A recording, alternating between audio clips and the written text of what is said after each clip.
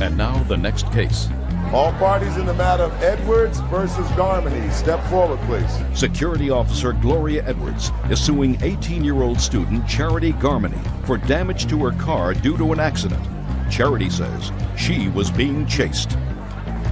Miss Edwards, it is your claim that the defendant, who you don't know, hit your car. Her car was traveling in reverse. Yes. Miss Garmany says, well, it's true she was traveling in reverse, but it was really both your faults. So tell me about it. When did it happen and where? Okay, it happened April the 22nd on North Houston Street around 7:45. Where were you going? I was on my way to the grocery store. Tell me what happened. Okay, I was traveling south on North Houston Street. Which is your car? Car number 2 is my car. And about 500 feet from me was car number 1, which was her car. All of a sudden, I see her reverse lights come on. And I swerved to the right of the road, tried to get out of her way. And when you say you saw her reverse lights go on, did she start to travel in reverse? Yes. It was like at full speed because I had just turned onto this street, and I was doing maybe 15 miles an hour. And all of a sudden, I just saw her reverse light come on, so I was trying to get out of her way. So you moved to try to get out of the way. Right. And she hit you. Right. On the side of your car. Right. Okay. I assume she got out of the car. Well, I got out of my car. I got out and walked around, and I asked her what was going on, and she said this girl was beating on the hood of her car. And I told her, I said, well, look at the damage that you've done to my vehicle and your vehicle. It's going to cost more to have mine and yours fixed than it is for a fist dent that somebody put on yours. Real cases, real people. Judge Judy. Gloria Edwards says her car was damaged when Charity Garmany hit her while driving in reverse. Charity says she was being chased by another vehicle. Okay, now I'll hear from you. Okay, I was driving. Me and my friends were driving down the street. We was going to get off the road. Was leaving to go across the railroad tracks. And I was coming forward. And what? I was coming forward, going off the street. I'm right here. You were going forward? Yes, to go across the street, to go across the railroad tracks. That's when Nikki and Aaron pulled their car in front of mine to block me in. Nikki and Aaron are people that you know? I know them, but I don't know them personally. I know them by name. But you knew them? Yes. So they blocked your car? Yes. Then Marcus pulls from this street right here, completely blocks me in from going forward. Now, Mr. is car number D? Yes. Did you know Mr. Yes. Had you had any trouble with him? No. So he's blocking your car? Yes. Go ahead. So she gets out of the car and starts beating on the hood of my car, telling me to get out. The girl who was in car number C? Yes, which is Nikki. And you never had any words with Nikki? You didn't know why? No, come on. She had attempted to pull us over before. Why? I guess she wanted to fight. Still to this day, I'm not quite sure why. Why would she want to fight with you if you only knew her by name? Because my witness, she doesn't like her. All right, so you had somebody in your car that she didn't like? Mm-hmm. My witness.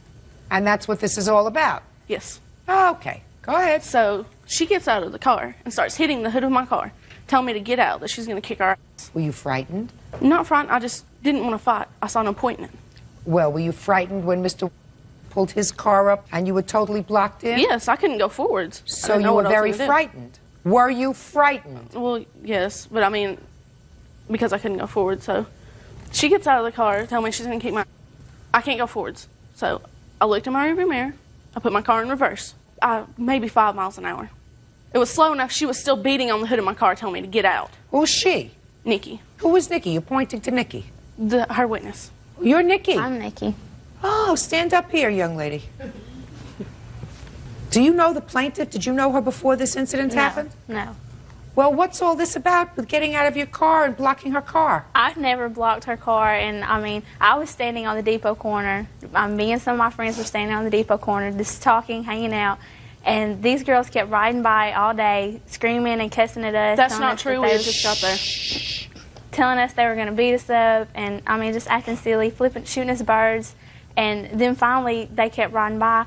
And me and my friend Erin, the girl I was with, we were fixing to leave, and they come down the road. And so I was trying to stop them. And How were you trying to stop them? I was yelling at them, trying to stop them. I never touched their car. They were never blocked in. Nobody ever pulled out in front of them or anything. They were never blocked in. Sit down. Nikki, there's a reason she went into reverse. She didn't all of a sudden have a lapse in her mind, and instead of going forward, She decided, well, I'm going to ride backwards. People don't do that. So she was clearly frightened about something. Nikki, go ahead. So I proceeded to reverse. You went into reverse because Yes. you were frightened and you wanted to get away from them. Yes. And you hit her car. No, she hit me. I was No. Your car number A, right? Yes. You she hit did her. not proceed to slow down. She instead speeded up. She even said to the police officer there that she speeded up. She saw my reverse lights on. She speeded And she tried up. to get out of the way. Look at the way her car is. Miss. When you see a reverse Miss. lights on, you Miss. usually reverse. No, you don't. You try to get out of the Or way. you reverse. I was not that close to her. She sped up to go around me. She tried to get out of the way. Look at where the damage is. Look, miss. Look at your photograph. Look at it. That is a photograph of somebody who's trying to get away from you. Going that way, trying to get away from you because you're going backwards. If she sped up, she would have hit you straight on. She's trying to get away from you. Duh. Okay. The lesser of the two estimates that you have is 2616. Yes. You have a photograph of the damage? Yes. Can I see it, please?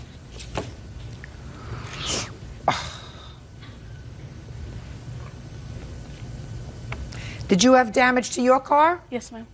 Did you sue Nikki?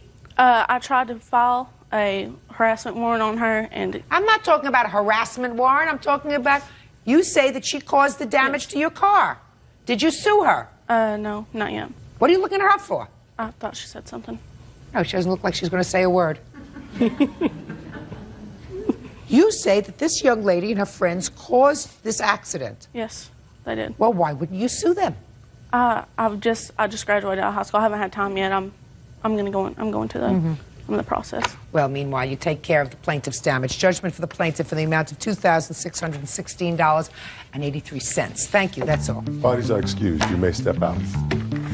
It was all set up. She did not proceed to slow down. Instead, she speeded up and hit me. I tried to get out of her way. Her witness has tried to pull me over before. I don't know anything about the altercation that this young lady had with those girls. And then later on we got fought. She cut me with a razor on my arm. There was never a fight between us. You must be mistaken. I could not go forward. I had to go in reverse. I don't have time for child's play, so I don't know anything about what problems they had. Contractor Stephen Bruno is suing his ex-fiancée, executive assistant Kathy Ross, for an unpaid loan for a truck and for the cost of an outside deck. Kathy is countersuing for the return of belongings, for medical bills resulting from an accident, and for the cost to bring the unfinished deck. Parties have been sworn in, Judge. You may be seated. Ma'am, have a seat, please. You used to be in love. You're not in love anymore. So now we're here. Is that Yes, right? ma'am. So, Mr. Bruno, you say that Miss Ross, who used to be your love, owes you for two things. First, a loan for materials that you purchased to do a deck in her house. Right. Deck was falling apart. You're in that business. You said, I'll do a deck. According to you, you said, you pay for the materials, I'll do the labor as a labor of love. And the second loan is for a truck, $2,500, and you say that both of these things, repayment was promised by Miss Ross for both of these things. Miss Ross says, baloney. Miss Ross has some counterclaims. She was at your house one day, according to her, and she fell down a flight of stairs. You were still dating after that. Yes. Is that right? But you decided you might as well sue him for that. Now, Well, Right. my feeling was that it was ridiculous that it got to this point anyway. So if we were going to, if we were going If he to was dredge going- up old trash, we might as well get all the old trash Exactly. up. That's what we are. We are receptacles for trashy lawsuits. Not. Because if you fell down the flight of stairs at his house and you hurt yourself, you should have proceeded against his homeowners at the time. If you chose not to do that, don't bother me with it. The next thing that you're suing him for on the counterclaim, because I'm whittling down this lawsuit. I'm going to get to whittling down yours in a second. No problem. Oh, I'm glad you feel that way. The next thing that you're suing him for is you say that he started work on this deck of yours and he left it halfway and you want him to pay to have it finished. correct. Unlikely, but a possibility. Third thing is you say he has some property of yours. Skis, what else? He has all of my ski equipment. Do you have her ski equipment? No, I don't. Where is it? To my knowledge, it's in her basement. You don't have it. No, I have my daughters and my own. Doesn't have it. Next. He has a phone of mine, cordless What kind of phone? Cordless phone. How did he get a cordless phone of yours? One of his phones was not working properly, and he was, well, we were going to get married, and he was talking about going and getting another phone, and I said, well, let's just put that in your basement. That's Great, perfect. So you gave him a phone. So what else? a cookbook and some kitchen utensils. How that did he I took get over there. those? Was over at his house cooking a lot, and they were left. There were items that I had not taken back home. That you left there. Items that you left there.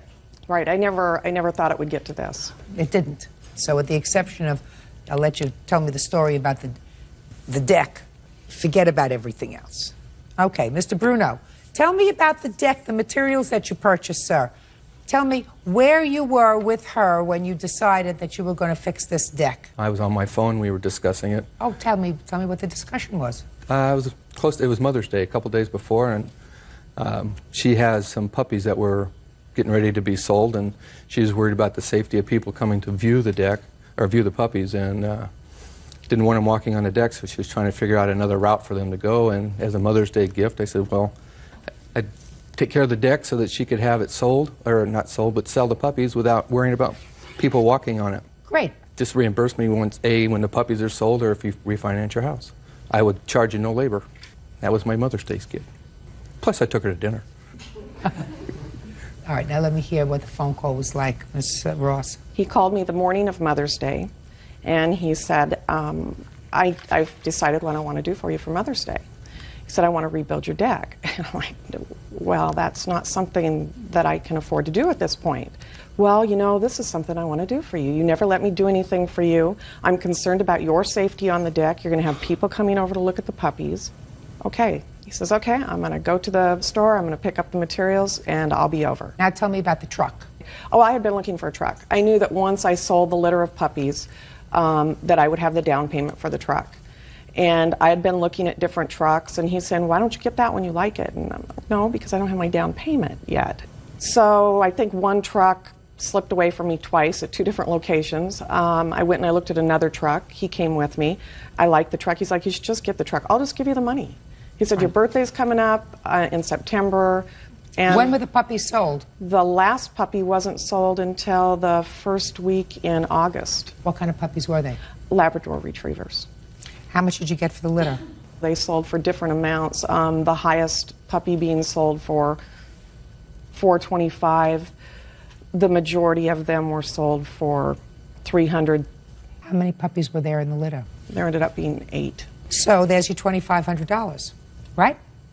So you'd have had the money for your down payment. Correct. When did the two of you break up? A day before Father's Day. In June? Yes, the 15th. Okay, and when did you give her the $2,500? May 25th. So you give him back his $2,500, Miss Ross, because that's the right thing to do. So, Your Honor. Yeah. I have a police report of when he came over to my house demanding back the engagement ring and all of this money that I'm like, okay, fine, whatever, I'll give you the money. He comes in my house, he starts throwing things, so I had to call the police. Judge Judy continues in a moment. That's an exceptionally high bid if she's just going to put it up to code, which in that case would be a handrail. Then you should have finished it, I would have loved to. but you didn't. And later today, He only used electrical tape and wired 3 wires together, and it caught on fire. Your Honor, that's not true. Yes, it is, Your Honor. It's true. That is not true. Yes, it is. No, it's not. The ring? Yes. Why did he have to come over to your house for the ring? I have no idea why it even got to that in the first Well, place. why don't you tell me, sir? She wouldn't bring it back over, and when I did show up, she'd tell me, get the hell off her property, or what the hell was I doing there? And I told her I wanted the ring back and the money that I'd loaned her, and then I was out of there. And I didn't throw things, Your Honor. I threw a cell phone, which was mine, and that was all I threw. All right, you lost your temper. That's not the right thing to do. No, ma'am, But it he gets isn't. his $2,500 back. Let me see pictures of the deck. Okay. Sort of left this job in the middle, sir. Yes, ma'am. I loaned her the money for the truck, and I didn't have the money to finish the deck. So what you're saying to me is you loaned her the money for the truck, and because you loaned her the money for the truck, you didn't have enough money for the materials for the rest of the deck. In part. You understand where I'm going, Mr. Bruno. That's what the problem is. You're trying to anticipate where I'm going.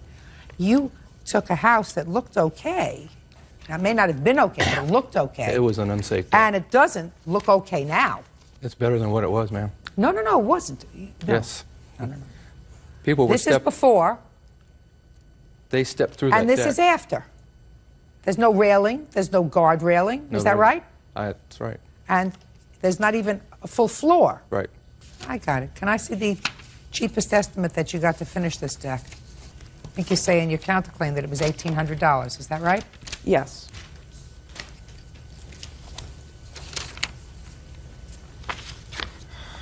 Well, this estimate is $1,200 to $1,400. Right, and there's a big, the other one is for $3,200, and I don't know why the difference in the two is I so don't know large. either. And that's not to restore the deck back to the condition it was in. That's just to put up a hand railing and stairs from And it the says porch to in. bring the deck up to code. Yes, ma'am, but it's Okay. not, I would not be able to use that deck the same way that I was using the other deck. I have no way to get from one part of my yard to the other. I'm going to take the highest of this estimate, which is $1,200 to $1,400, because I think you're responsible for at least giving her some semblance of a deck back in her house. Well, You can't if I- just walk away from a gift.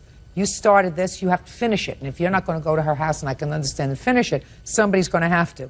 So she owes you $2,500 for the truck. From that, I'm deducting $1,400 for the deck. She owes you $1,100 for the truck. Your Honor, in regards to that, that's an exceptionally high bid if she's just going to put it up to code, which in that case would be a handrail at $2 a foot. And you should have finished it, I would have loved to. but you didn't. have Judgment the for the plaintiff in the amount of $1,100, which is the difference between fixing the deck and the $2,500 she owes you for the truck. That's all. Thank Parties you. are excused. You may step out. She had conflicts with my family and didn't want to deal with it. I didn't want to be like the rest of the in-laws and feel like I was shoved to the outside of that main core. I think it was a little unfair because I know she wasn't telling the truth. We had an agreement prior to all this, but judge ruling is judge ruling. School teacher Sherry King is suing her ex-boyfriend, bartender Keith Collier, for damage to her car and a series of unpaid loans. Order. All rise.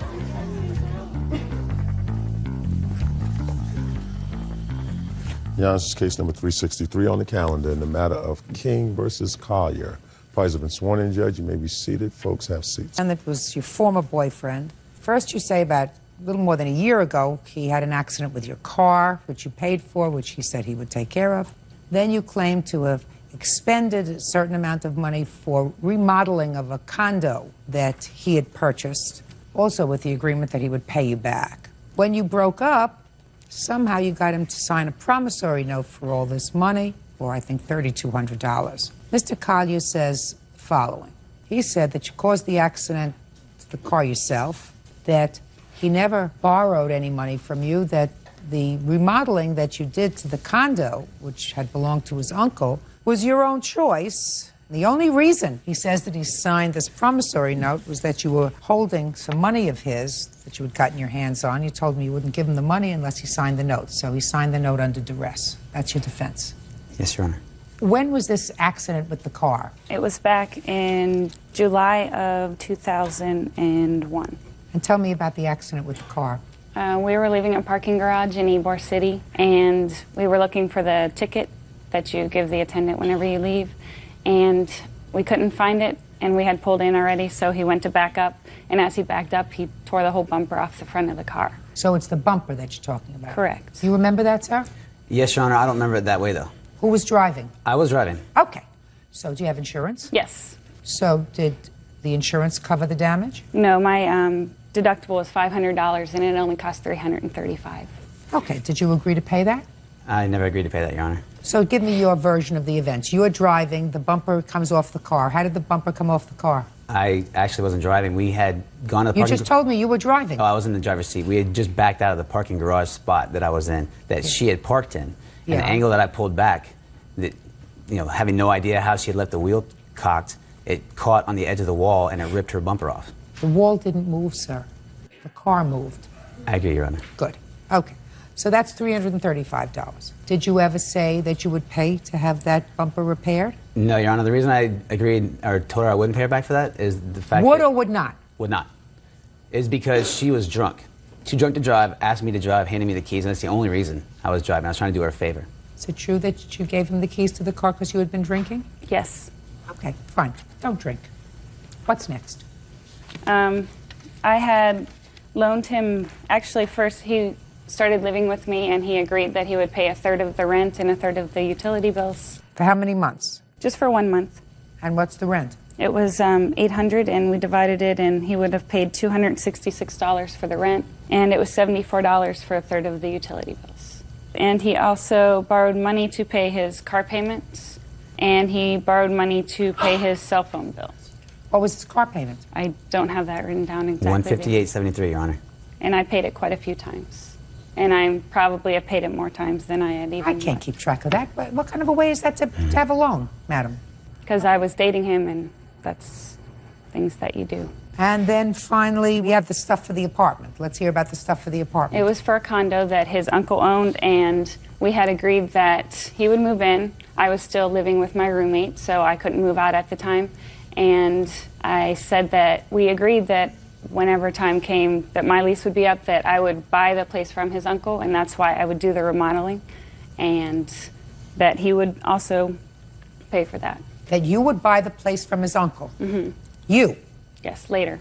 You, not the two of you, you would buy the place for his uncle, so you were going to remodel it for when you bought it? Correct. Had you discussed that with his uncle? No. Just with him? Just with him. Well, what made you think his uncle wanted to sell it? He discussed him buying it from his uncle. He owner leased it to me, Your Honor. So he was selling it to me. And you discussed selling it to her? Yeah, yes, Your Honor, yes. And that's why she decided to remodel it. Is that right? Correct, Your Honor. And then you decided not to sell it to her. Is that right? No, she left, Your Honor. Or she left. Whatever. Listen, I'm telling you this, Miss King. I'm unimpressed with all of these loans that you claim. Without a promissory note, the one that you say you have, yes, I do, Your you Honor. wouldn't get any money. I'm going to tell you why. Because if you remodel this place in anticipation of you purchasing it, so you were really remodeling it for yourself, there was no loan to him of that money. You remodeled it because you were going to live there. That was your foolishness. You don't remodel a place until the title of it is in your name. Correct. You want to do it fast? You do it fast, that's your problem. So now I'm going to take a look at the promissory note.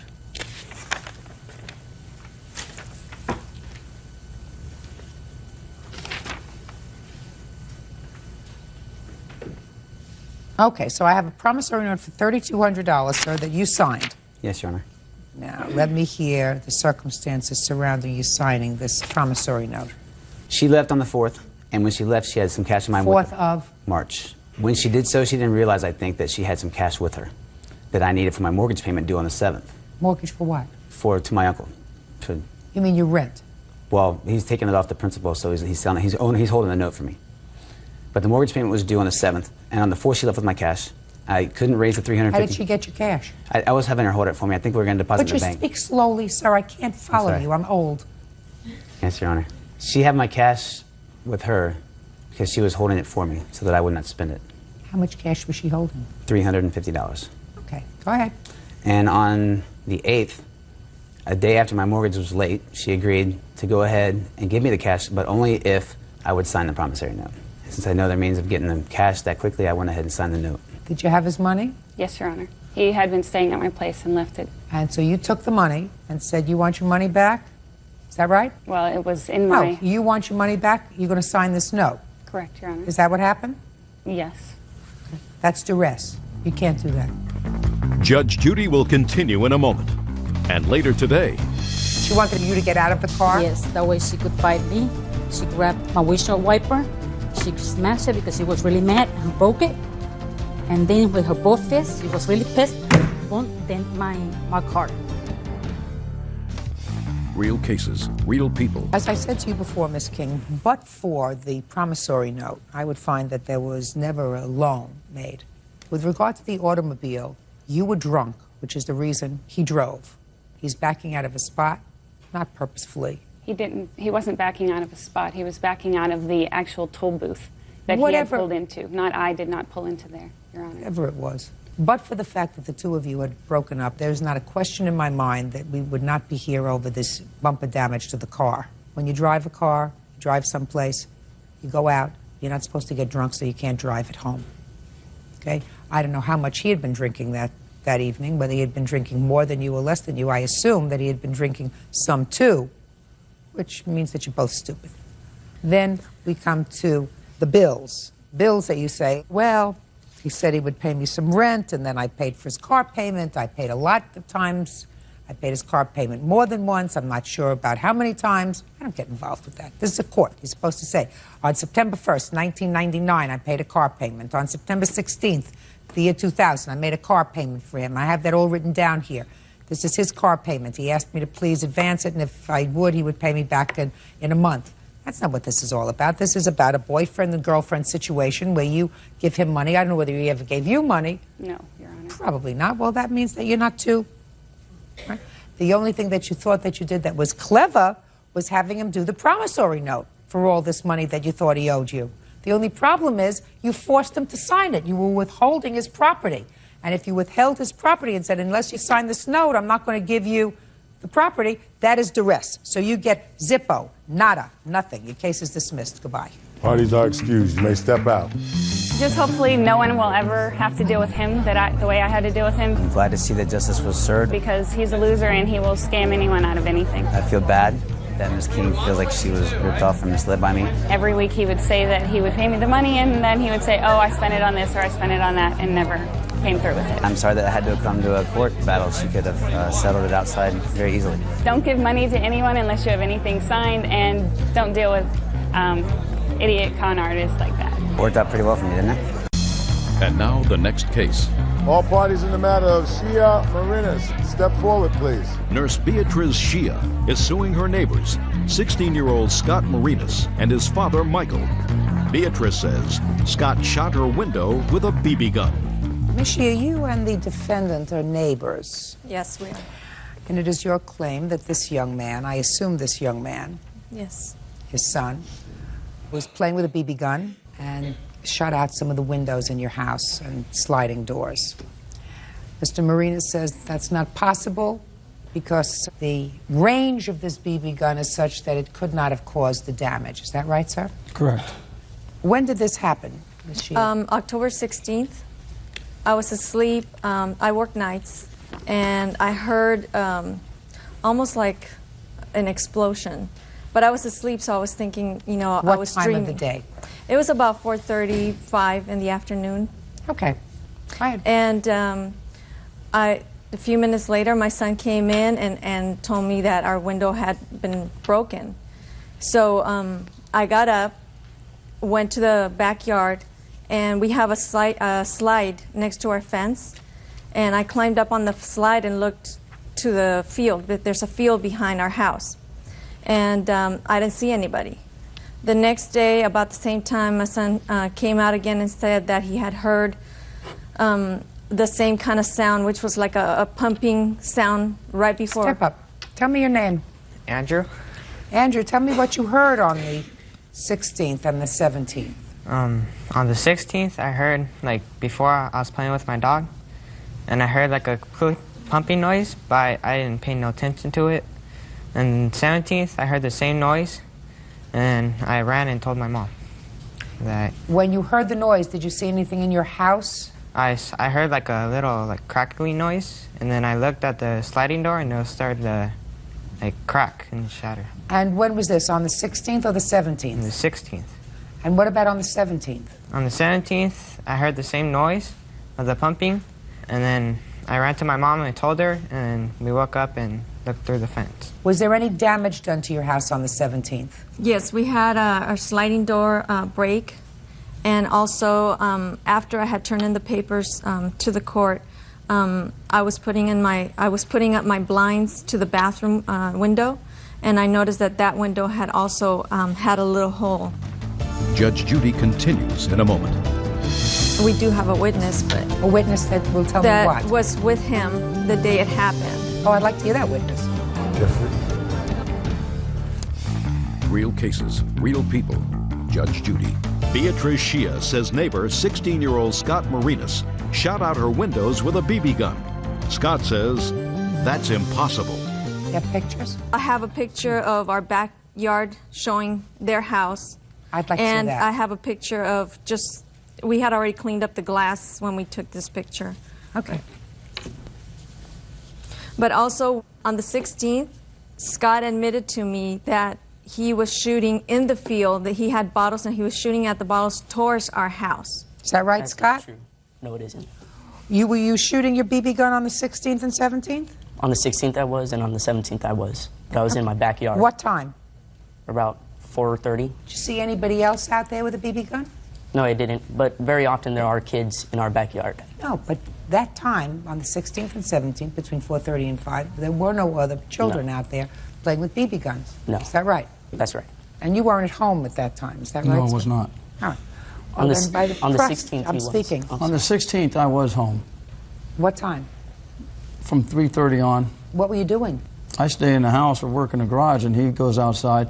Where I understand this, you're not supposed to play with guns in a residential area, and I have pictures here to show that we don't live in a residential area. My home is backed up against the National Forest. I have no neighbors behind me. At between 4:30 and 5 o'clock in the afternoon on 2 separate days, the plaintiff had windows or glass shattered in her house.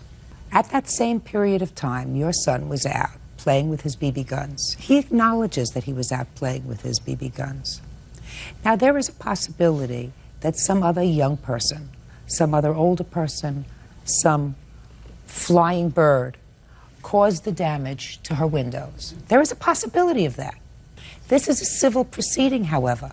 And in a civil proceeding, I have to make a determination that there is more evidence than not that your son caused the damage to her house. And to me, it is too coincidental that at the time that her windows were shattered, your son was playing with his BB gun, and you are her neighbor. Your son, shh. Does it look like you're losing? No, speak not. So what your son should not be doing is playing with a BB gun. Anyway, because just as easily as her windows got shattered, some 4 or 5-year-old can be playing outside and lose an eye, lose hearing. I mean, I don't see what the necessity is of having a BB gun to begin with. I don't understand why he's not inside, you know, practicing the violin, why you think that it's important for him to have a gun to begin with. It's not important. Do you understand? Yes, I do. It's stupid. Now, you have anything else you want to tell me? No, except for we do have a witness, but a witness that will tell me what? That was with him the day it happened. Oh, I'd like to hear that witness.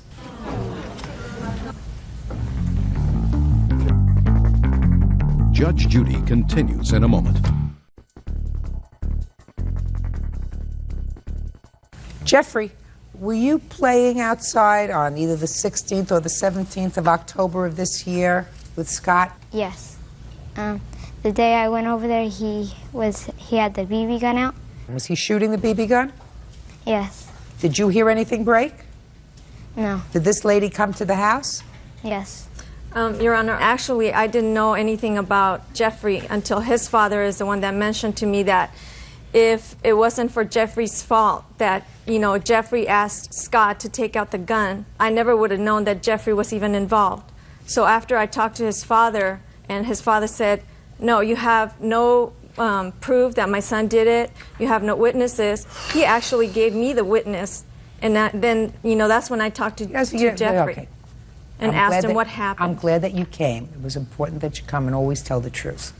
Testimony wasn't necessary. I have to find that there's more evidence than not that you caused the damage to her house, and I find that that's true. You didn't have to play with guns. Guns are for people who can't use their words. If you can use your words, you don't need a gun. Get smart. Use your brains. The other thing is stupid. Now let me see what the damage was done. You had 2 windows broken. Is that right? Yes.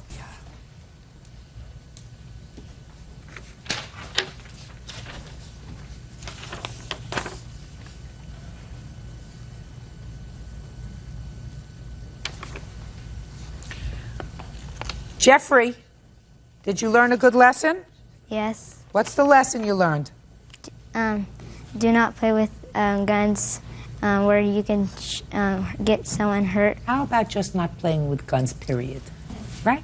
Yes. That'd be smarter. Judgment for the plaintiff in the amount of $1,429. That's all. Thank you. Parties are excused. You may step out. She came over to my house and just said, I think your son shot out my window. Give me $1,000. I was upset that day, and I was yelling at Scott. There's always kids up there shooting. He had told me that he was shooting towards my house. Everything that he said to me, he's denying. He's denying that he even told me that he was shooting towards my house, and he had told me that he was shooting towards my house. And now the next case. All parties in the matter of Brown versus Knox. Step forward, please. College professor Daniel Brown is suing his former student, 22-year-old Rebecca Knox, for a class trip to Europe. Do you have a PhD? No, no, ma'am. So you are Mr. Brown? Yes, yes, ma'am. Mr. Brown, you are a professor? Yes. At the college level? Yes, ma'am. And the defendant was a student of yours? Correct. According to you, you made a loan to her in order to enable her to accompany you last year, along with some other students, on a trip to Europe. Yes. And she has not paid you back.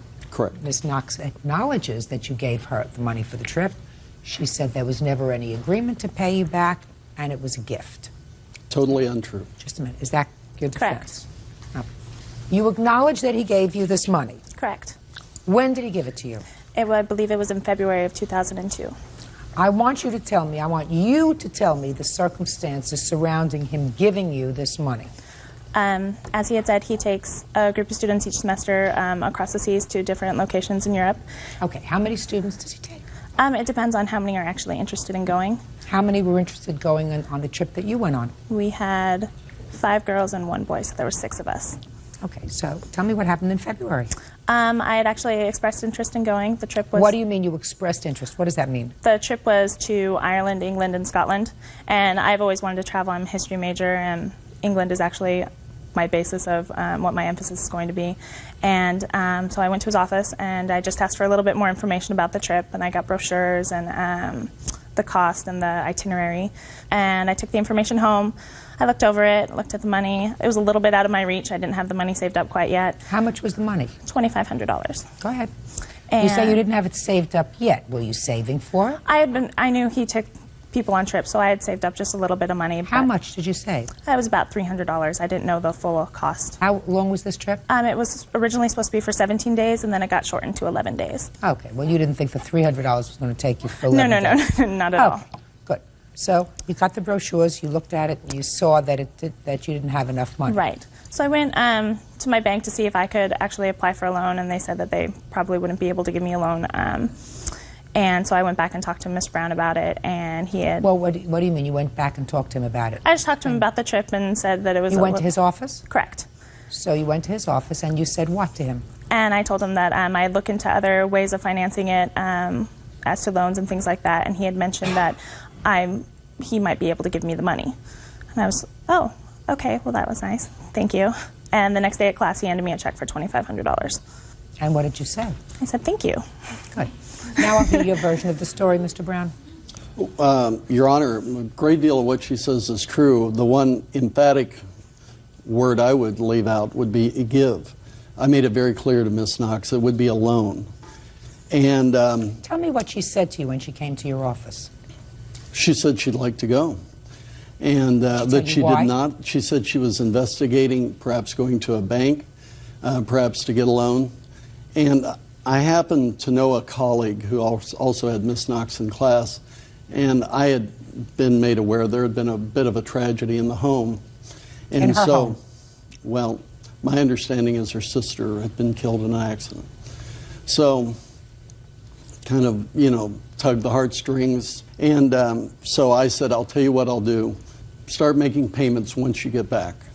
And I'll forward you the money, because I knew she wanted to go to England, and she was very interested, and she'd been a good student. So I said, I'll help invest. In the only regard is I need to get the payments within a certain amount of time when you come back. I have children that are in school, and I pay tuition. And she agreed. And, Your Honor, if I could, I have the check, February 9th, and on the memo it says personal loan, L-O-A-N. Mr. Brown, it's a very easy case. I believe you. I don't believe you. Period. End of discussion. I don't see any reason why this man who took 5 people and you on a tour would say to you, I'm going to give you the money. I don't see it. Do you? I guess not. I guess not either. So If it doesn't sound right, if it doesn't have the ring of truth to it, it's usually not the truth. How much did you give her, which was a loan, sir? $2,500. Judgment for the plaintiff in the amount of $2,500. That's all. Parties are excused. You may step out. It was a bit of an ordeal to try and get to find Miss Knox. I just didn't believe I owed him the money. It was a bad lesson to learn, and unfortunately, Francis, take you on a cruise and say to you it's a gift. Because I was ill. Technician Philip White is suing his neighbor, electrician Cesar Vargas, for shooting his Rottweiler named Bones. Cesar says Bones was in his front yard threatening his daughter. Order. All rise.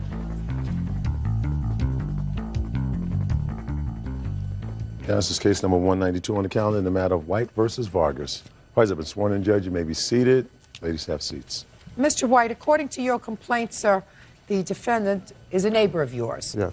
And he shot your dog. Yes, he did. Shh. The dog survived. Yes. And still have the dog, but you had a lot of vet bills. Right. And you wanted him also to pay for the psychological damage that was caused to you and your family as a result of this shooting. Yes. Where was your dog when he shot the dog? My dog was in his front yard when he was shot. And where were you? I was out of town. I was on vacation. And who was with the dog at the time that he shot the dog that was in his front yard? No, when the dog had gotten out of the backyard through the fence. And what kind of little dog was this? He's not a little dog. He's a Rottweiler. A Rottweiler? Yes. And the Rottweiler, I mean, I know a little bit about dogs. A Rottweiler weighs several hundred pounds. Yes. Right? Right, 100, yes. Well, what was your dog doing in his front yard? I'm not sure what he was doing, but he was just cutting through, I believe, heading back down the street like he does occasionally. That's outrageous, sir. What is your 100-and-some-odd-pound dog doing out unattended by a member of your family who's able to control the dog? What if somebody's afraid of dogs? Well, the dog, it's kind of hard and difficult to keep the dog in the yard sometimes, but when the dog does get out. Never! It's never too hard to keep a big dog in your own property, in the house, in the yard, fenced in, tied up, or at all times under your control. I read this and it sounded to me as if you're the victim. You're not the victim. Your dog is the victim of your negligence. Is this your wife? No, it's my neighbor. Who else lives in your home? No one. Just you? Yes. When you went out that day, where did you leave your dog? In the house. Well, then how'd the dog get out of the house? Well, I had a carpenter there working on the house who had gone out to get some wood. The dog had come outside to go to the bathroom. He'd carried the wood back into the house and then heard the shot. This is what your carpenter is telling you. Yes, this is what I was But your dog's gotten out before. Yes, he has. Right. Well, that's what I gather. And you're here as a neighbor to tell me it's a sweet, loving, friendly dog that you're not afraid of. Is that right? Correct. I don't care. Some little 5-year-old might be afraid of a 150-pound Rottweiler that comes walking up to them, even if it's the friendliest dog in town. So, that being the case, let me get to Mr. Vargas over here. Mr. Vargas, I gather that initially you denied that you shot the dog, but then you said to him, yeah, I shot your dog. Your dog was in my front yard, and my child was out there. Was your child outside? Yes, she was. How old is your child? She's 13. This your child? Yes. You have a picture of the dog? Yes, I do. Sure, let me see it.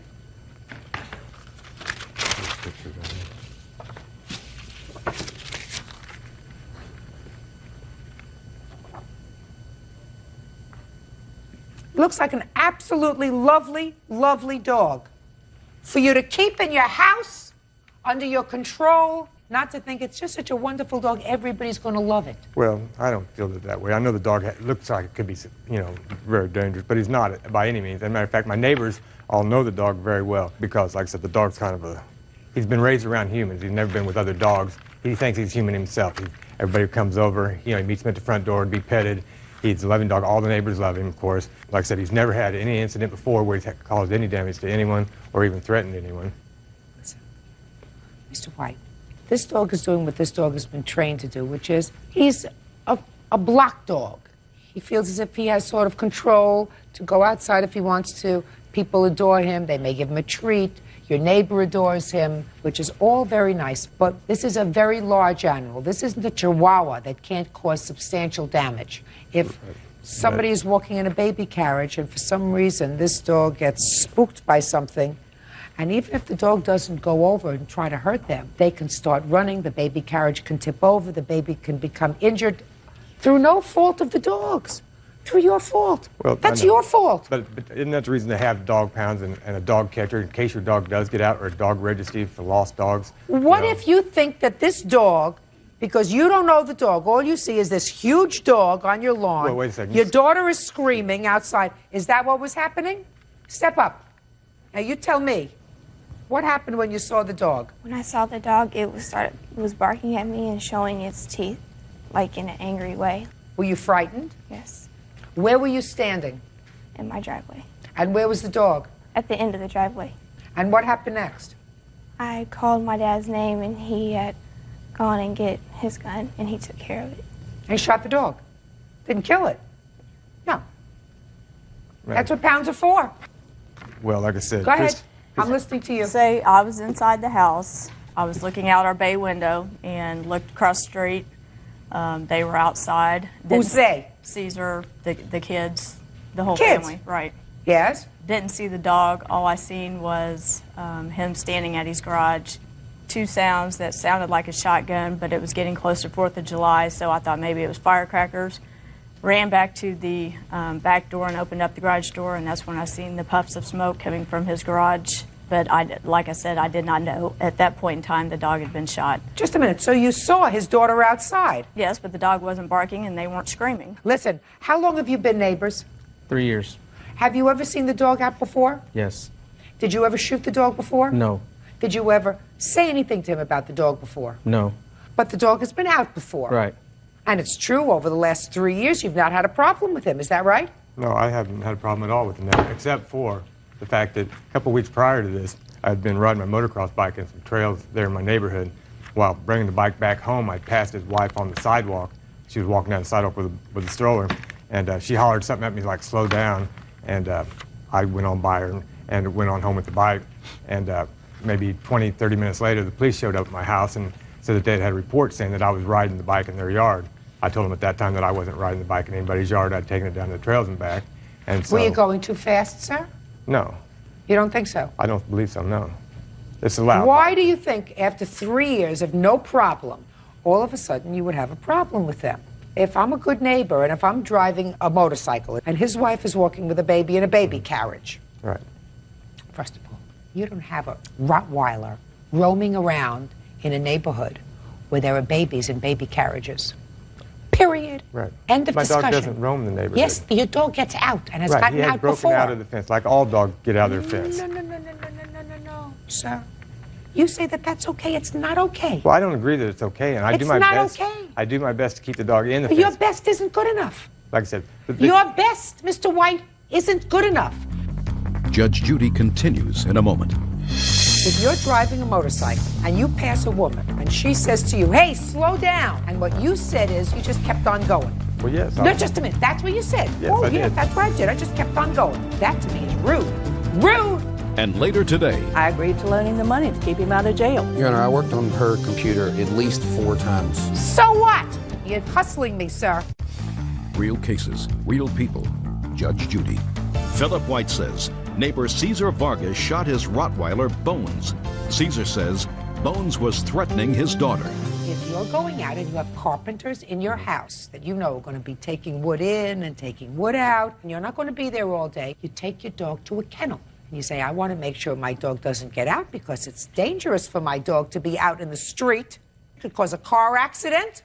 So I'm going to take my dog to the kennel for the day because I'm not around to supervise this 150-pound dog. That's what you do. Well, if the man had shot my dog to defend his family, I would have thought that was one thing. That's what he says he did. That's what he says he did. And why then he told me that he didn't do it? Why did he deny it? Because he didn't want to get into an When the police asked argument him with why you. he shot the dog, he denied it to them also. Why do you think he shot your dog? I think he shot my dog because he, out of vindication, or maybe possibly shooting the wrong dog. Like I said, my dog's real fat popular. My dog lived on Oi, the roof of my Mr. house. White, you ain't going to get it, sir. Listen to me. I You know. know why you're not going to get it? You're not going to get it for two reasons. First of all, if you're driving a motorcycle and you pass a woman who's walking with a baby carriage and she says to you, hey, slow down, Right. and that's your neighbor, and what you said is you just kept on going. Well, yes. No, just a minute. That's what you said. Yes, oh, I yes, did. that's what I did. I just kept on going. That to me is rude. Rude! Because you stop the motorcycle and you say to your neighbor, I'm sorry, I didn't realize I was going too fast. I'm sorry if I frightened you. That's what you say to a neighbor. You don't say, psh.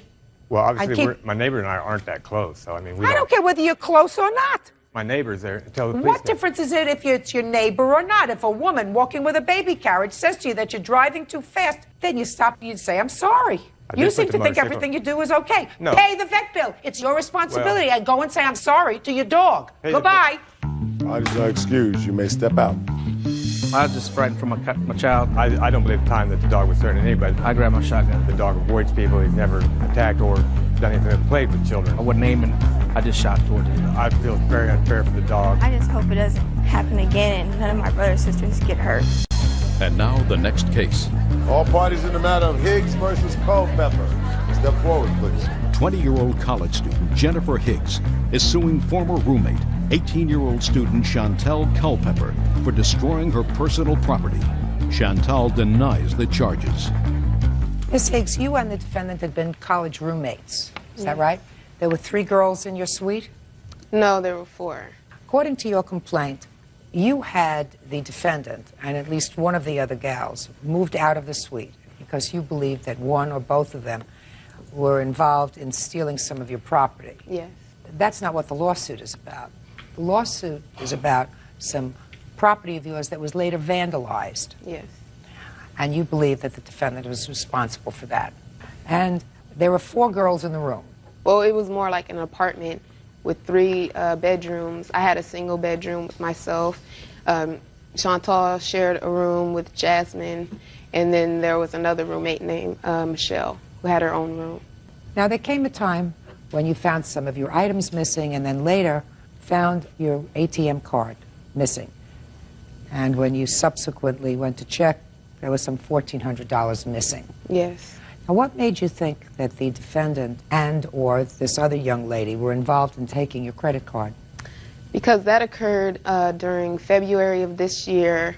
In January, our other roommate, Michelle, had moved out. So basically, it was myself, Chantal, and Jasmine who were in the apartment. And you made a report of that? Yes. To whom? To the campus police. What happened as a result of that? The bank took a while to get back to the detective, and they only keep the video for about a month. And by the time the bank got back to the detective, the tape was already erased. Well, since there was really no proof that they had taken your credit card, tell me on what authority you believe they were in fact evicted from the apartment. Well, basically we weren't getting along. Other things became stolen. Shower products were being used. My food was constantly being eaten. Okay. So they left. Now, what kind of damage was done to your things in the apartment? The new handle was broken off of my bedroom door. It had been locked when I left. All the wires to the electrical things in my room were cut, like my TV, my PlayStation, my clock radio. Yes, it was actually cut. Real cases, real people. Judge Judy.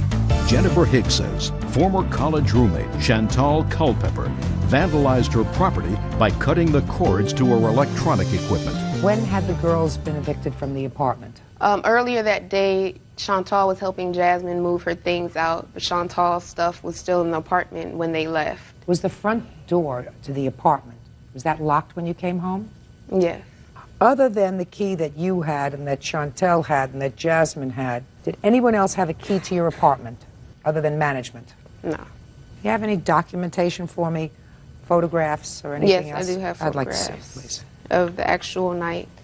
And I also have police reports. See the photographs first.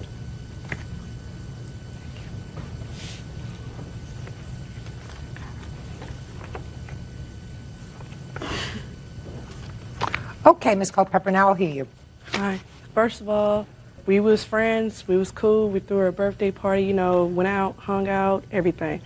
We didn't find out about the credit card until housing told us that Jennifer had been going about writing down reports and everything, and we thinking that we was cool, you know what I'm saying? We were just friends. Let's get to the day that her property came up vandalized. We wasn't under the impression that her property was vandalized because we had moved. Jasmine had helped me move out later on that night because we was already being kicked out of that apartment due to her saying that we was wasn't getting along. Are you living together, the two of you? No. You still friends? Yes. Have you remained friends? Yes. Mm-hmm. One of the two of you cut the wires in her room.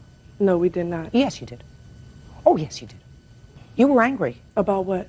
About what? About being evicted from the apartment.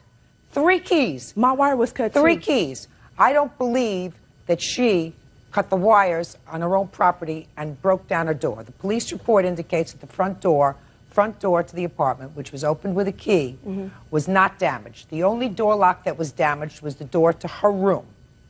The only people that were angry about the situation, as you've just described, you thought everything was cool, everything was wonderful, and all of a sudden you're evicted, were the two of you. The problem is, she doesn't know which one of you did it, or which one of your boyfriends did it, or whoever was helping you move did it. She doesn't know that. But it's clear to me that one of the two of you know who did it. No question in my mind, madam. Okay. But like I Good. said, we was moving out that night. Nothing was wrong with the apartment when we left. So you mean somebody else just went in there? No, she has the window onto the balcony. Anybody could have broke in there. She could have came in there. Let me tell you why nobody No, did no. that, except the two of you. Because if they came in to steal something, they would have come in and taken the property. They didn't take it. All they did was vandalize it so she couldn't use it. Now that's done by somebody who doesn't like her. Do we understand each other? No, I'm sorry, I don't. Well then, what year in college are you? I'm a freshman, going on to Well, my maybe sophomore. you'll understand when you're a junior.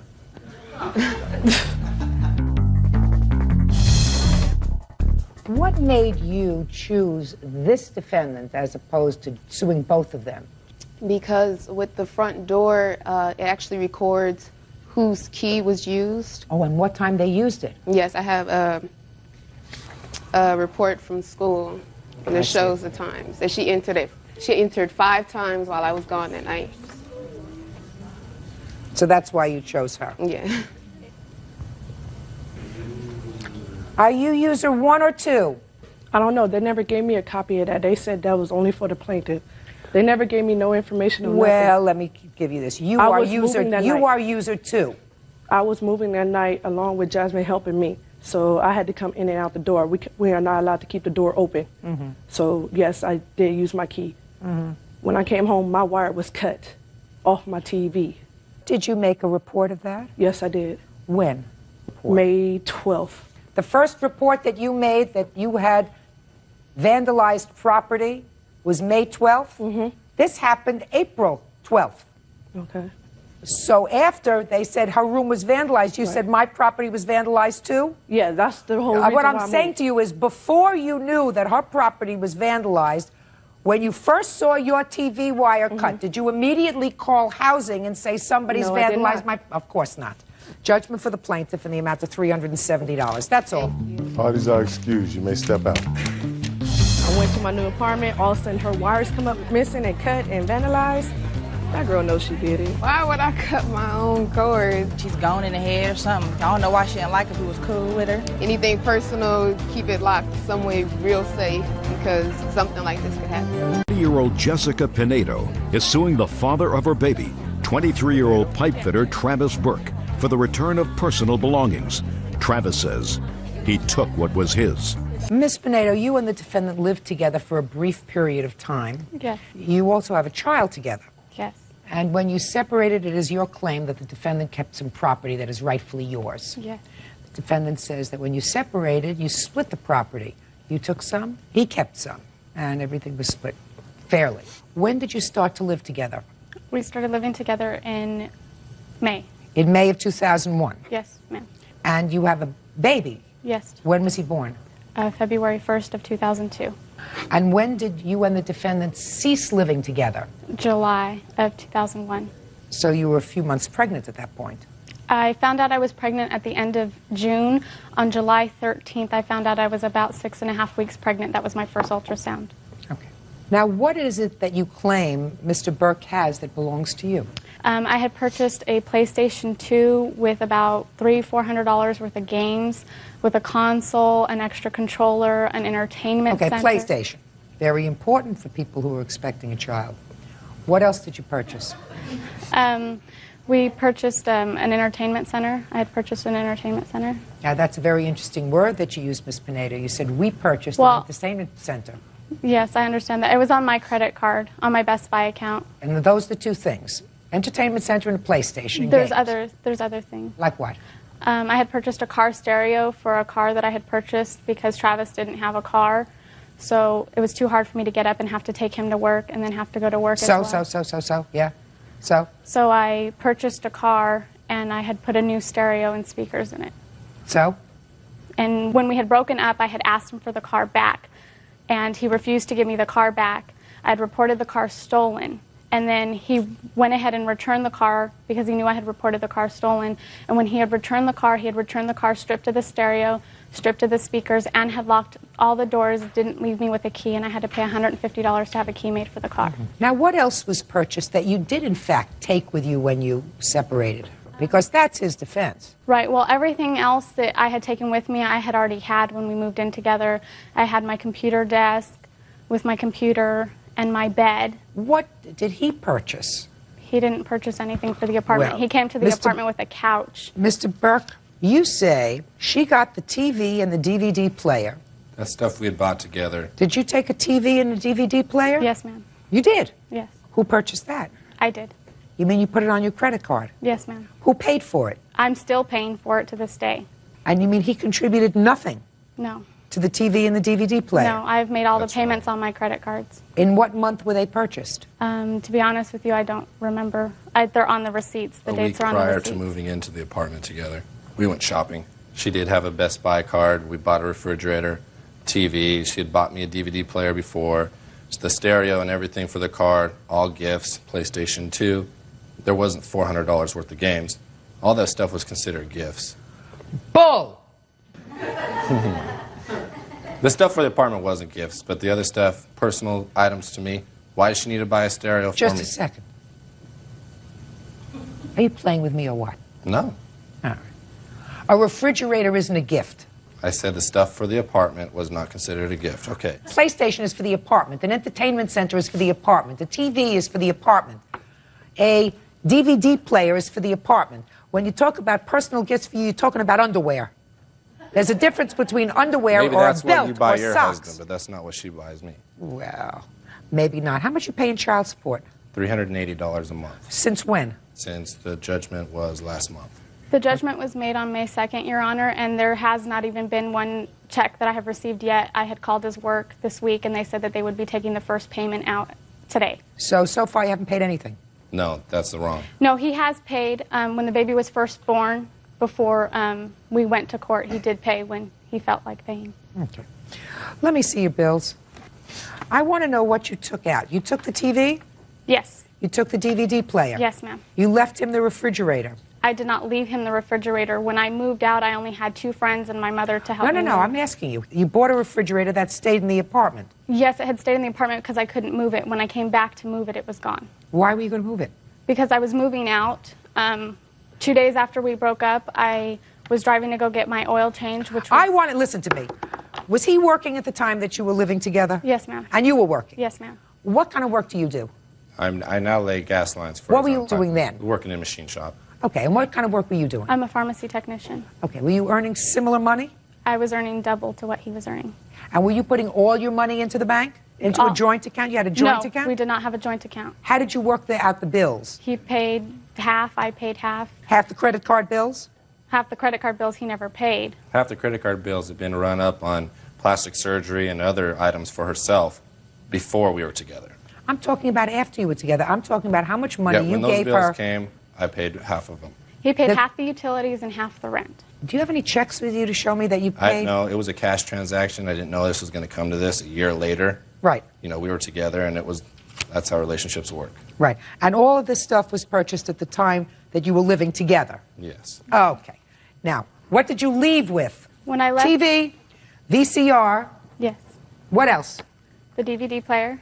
DVD. What else? My bed, my dresser. Were those things that were purchased? Those were things that were purchased before we were even together. I'm not talking about those things. The TV, VCR, and DVD player you purchased when you moved in. No, the DVD player and the TV were purchased while we moved in. Okay. What else did you leave with? That was all that I left with while we were living together. Okay. That was purchased while we were living together. Okay. Plus a PlayStation, Yes. a refrigerator, Yes, ma'am. and what else did you say you got? Entertainment center. Entertainment center. Okay. The car stereo. Forget the car stereo. Listen, if you had to buy a car, you didn't have to put an expensive stereo. Didn't it come with a radio? Yes, With it had the stock AM, stereo. FM radio. Turn it on, you hum along.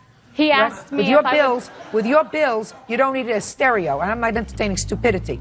Judge Judy continues in a moment. She made a comment the other day, you know, I bought these things for you to try and make you happy when I was with you. Why would you say that if you wanted them all back? She bought them for me.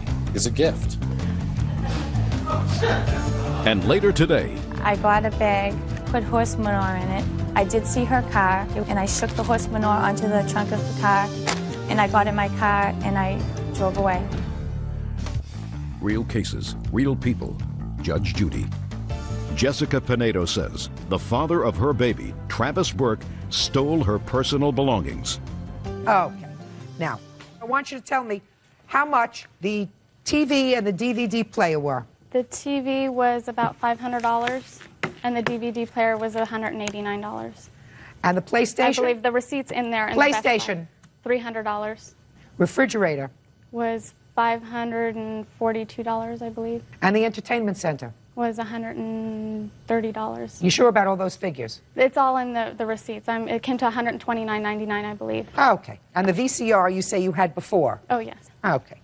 So $500 plus $189, $689. That's the property you got. You got PlayStation and the games, plus $542 plus $130. $972. So let's say all these bills were paid. She got $689's worth of merchandise. You got $972 worth of merchandise. The only problem is she's still paying off the credit card.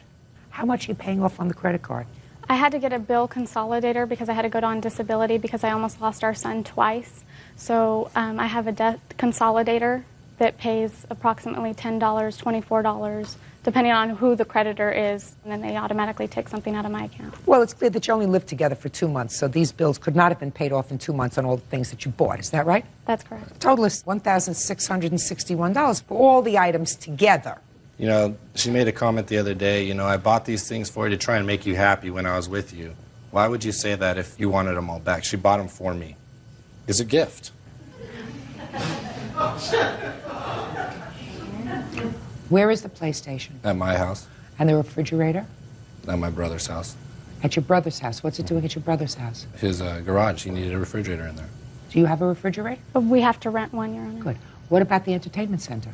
I don't know where that is. He sold it. I've moved a couple of times. It was only worth $130 anyway. It wasn't right? nothing big. Right? Yeah. I just changed my mind about the money.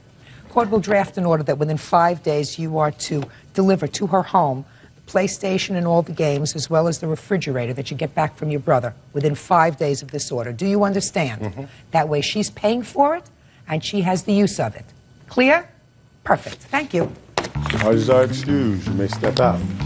Don't get mixed up with this one because she'll screw you over bad. He's done a lot of bad things to me. He's cheated on me. It's an ongoing battle. Now we have a child together, so I'm just doing the best I can. If it isn't with my son, it's something else. And I've taken him back every single time. She won't go get a job. She won't go do anything to better herself. I've done, as best as I can with what's been dealt to me. We've tried to work things out for a year now, off and on. I hope that we can get along for our son. Nothing but friends so that my son will see a nice, loving environment. 3-year-old medical office assistant Aaron O'Neill says ex-fiancé Jason Valley owes for credit card charges.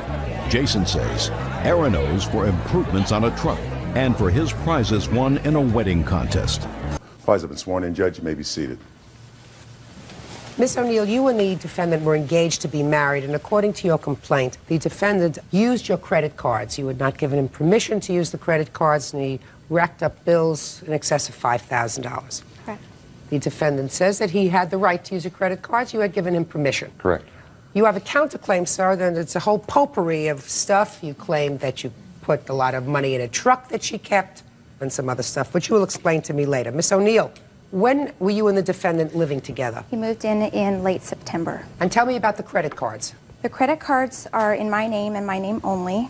The credit cards had a zero balance, and I took the defendant once to go shopping for his children for Christmas presents. I was aware of that, and I'm not disputing those charges.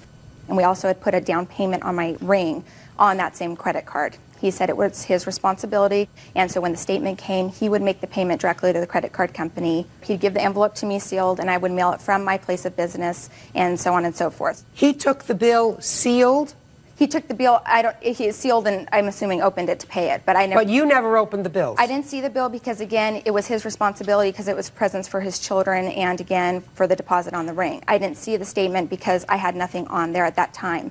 And Your Honor, I really do feel like this matter was something that was brought forth premeditated. I think that he. Okay, so let's get to the story, and then we'll discuss whether it was premeditated or not. Okay.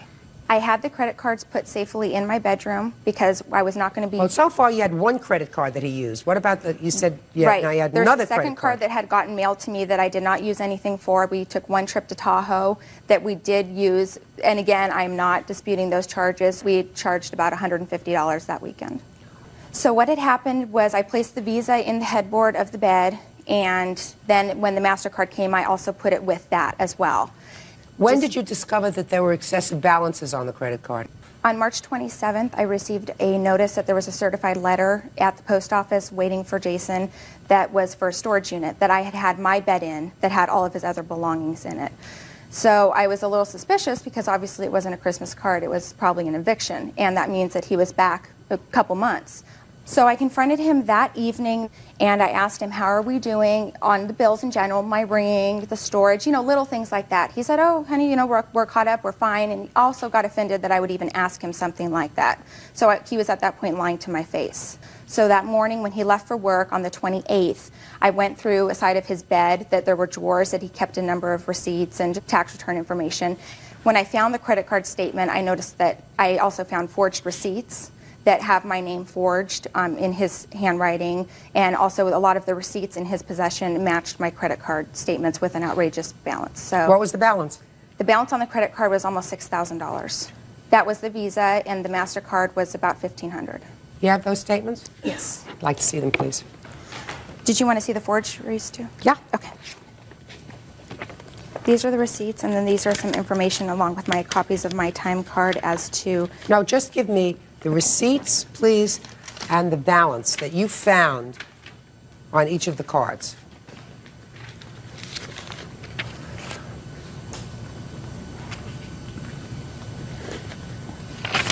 Am I correct that there was some cash withdrawals as well? Correct. And I've never made a cash withdrawal, and I don't know how he got the PIN, but my name's Aaron, and he had commented once before that he had called for insurance purposes on the truck, that he used my name, Aaron, and he thought it was kind of humorous that he could get information using my name. And so I'm assuming he might have used that method to obtain a PIN number because I don't know my PIN. I've never used cash advance. Did you ever get a PIN number yourself? I never received one myself. I don't know if one was ever mailed or, because I don't use that. And Your Honor, on a lot of the forgeries too, he's misspelled my name, so. Okay, your turn. Okay, Your Honor, I have some proof here, some letters here showing that she did give me permission to use the credit cards. Mr. Valley, let's start from the beginning, sir. I want you to start with where you got the credit cards from, when you took them out and used them and signed her name. Your Honor, I used the credit that she gave me, the credit cards to hold in my wallet. There was nothing in, no cupboards or nothing like that. She gave them to me when we go out at night and stuff like that. She didn't want to carry a purse, so she gave me her driver's license and her credit cards. Sometimes she'd have a little too much to drink or something like that. We're checking out, okay, and it's like, we're signing away, and she'll say, just sign the credit card. I didn't think this was a problem. I had no idea. I always have the credit cards in my possession because when I first met her, she used to keep her credit cards in the freezer in a bowl of water, okay, yes, because she had using the credit cards too much. She racked up bills and stuff like that. Yes. When I first moved in, she says, okay, pay a minimum rent, here's my credit cards, you pay off your credit cards, okay, and she says, well, I have a better interest rate that let's use my credit cards when we need them, as long as you pay me back. And I was making the payments. I Just was a paying them minute. back. There we go. As long as you pay me back. Yes. Okay, you see, you keep talking. Sometimes if I let you keep talking, and you stick both feet in your mouth. So, you acknowledge, sir, let me take your best case scenario, that you used her credit cards, but the agreement was you would pay for those credit card bills. Correct. So why didn't you pay them? I was paying them. I have proof here that I was paying them every month. How much were you Okay, paying? I was paying $140 a month. So therefore, Mr. Valley, you acknowledge that you owe her $5,000. No. Well, explain that to me, sir. Because either you took the credit cards, pay attention to what you just said. Either you took the credit cards, as she says, without her permission, or you had her permission, but your agreement was that you would be paying a minimal rent and you would take care of all the charges on the credit cards. That's what you just told me a moment ago. So explain to me why you don't owe her $5,000. I was to take full responsibility what I put on the credit cards, Your Honor. That's not what you told me, sir. Well, that's I mean, what how I does that work out? You order 2-egg roll, you pay for yours and you don't pay for hers? No, Your Honor. You you put gas in the car, you split that down the middle. How does that work? Judge Judy continues in a moment. Chevy pickup, when we purchased it, it was bone stock. No, I purchased the truck. He has credit worse than a 2-year-old. And later today, I apologized and I told her I was late on the payment and that I would get to it. She... Talk. Did you make March's payment? No. real cases, real people. Judge Judy. Aaron O'Neill says ex-fiancé Jason Valley forged her signature to make unauthorized credit card charges. Jason says he had permission. Go ahead. If you look on the credit card statements, it shows her charges, then my charges. Her charges, then my charges. I'm talking about your charges, which are in excess of $5,000, sir. Not her charges, the charges that you made, whether it be for gas or restaurants or anything else. Now, are you telling me now that your agreement was that you would split those charges 50-50? We never had that agreement, no. So your agreement was that you were supposed to pay the credit cards? For my charges, yes. Right. All right. So we just took care of that. Give a guy long enough and he always just gets right in there. All right, Mr. Valley, now let's get to your counterclaim, sir. Let's start with this truck that you say she owes you money for. Back in October, we purchased a 98 Chevy extended cab four-wheel drive together. Okay, my financing wasn't going to be the greatest. She said, let's put it in my name, we'll get a cheaper finance rate. The Chevy pickup, when we purchased it, it was bone stock. It was no add-ons, no nothing. I purchased lift kit, all kinds of accessories, and when we broke up, she came to my shop saying, I want the truck. I said, that's not a problem. I will take my stuff off, I will put your tires back on, do whatever has to be done. No, I want it now. I said, well, I'd like to have my property. And she says, no, take me to court. Yes. Okay. We purchased the truck? No. I purchased the truck. He has credit worse than a 2-year-old. I purchased the vehicle myself. Who's making the payments on the truck? He was making the payments on the truck, which I also show that he was also delinquent on the payments for the truck. So I had to pay $500 just to get current when all of this happened. Who's making payments on the truck now? He was. Oh, I am. Now? Oh, I am. Is the truck in your name? Yes, always has been. Did you ever make an arrangement with him that he would be reimbursed for any additions or any modifications that he put on the truck? No. All right. Now let's leave the truck for a minute. Did you enter some sort of a contest with him? Yes. All right. And that's the last part of your counterclaim, sir, that she owes you for half the prizes that were awarded to you as a couple from this dream wedding contest, which turned out to be not a dream wedding. Nightmare. So, tell me about that. We won gift certificates to different places like jewelry stores, and it was like $3,000 in gift certificates. Okay. You want to respond? Yes, Your Honor. The total for the gift certificates retail face value was $3,305. None of the gift certificates have been used. I have sold about half of them in retail value, and I have had $1,200 from those gift certificates, and I'm also showing that... Show it to him, as a matter of fact, first, before you give it to me. And I also have the original entry showing that it's all in my handwriting and my effort that was placed forth, and again, my effort to sell. But you won as a couple? Correct. All right, and you sold some of them, is that right? Right, and the ones I have remaining that I did not sell actually equal $50 greater value than the profit that I made on the ones I sold, and I'm more than welcome to hand them over to him now. Okay. Mr. Valley, you want the other half of the gift certificates? That's fine, Your Honor. Give them to him. Perfect. There's the photographer, $955, the caterer for $250, and then 2 vacations. One has a retail value of $475, and the other's unmarked, but I'm assuming is around Whatever. That's what he wants. He wants to sell it or he wants to use it. All right. Now, I think that we have resolved this matter. Mr. Valley, you owe $5,000 for the charges that you put on her credit cards that, according to you, you were supposed to pay for. According to her, you stole. I take your word for the fact that you had a permission, but you agreed to pay for them, so you owe $5,000. The vacation packages and the photographer, you have half the value of the gift certificates. As far as the truck is concerned, I find that there was never an agreement that you would be reimbursed for anything that you put in the truck. The truck is in her name. She is currently paying for the truck, so for the truck you get nothing. Judgment for the plaintiff for the amount of $5,000. Thank you. Parties are excused. You may step out. He really thought he was sneaky and that he would get away with stealing forever. It's her word against mine. Tiffany Nelson is suing her sister, Brandy Maida, for property damage, harassment, and lost work. Court come to order. All rise. Have a seat, everyone, please. Hello, Kes. Case number 2006, Nelson versus Mata. Thank you. You're welcome. Miss Nelson, this is your sister. Yes. How old are you?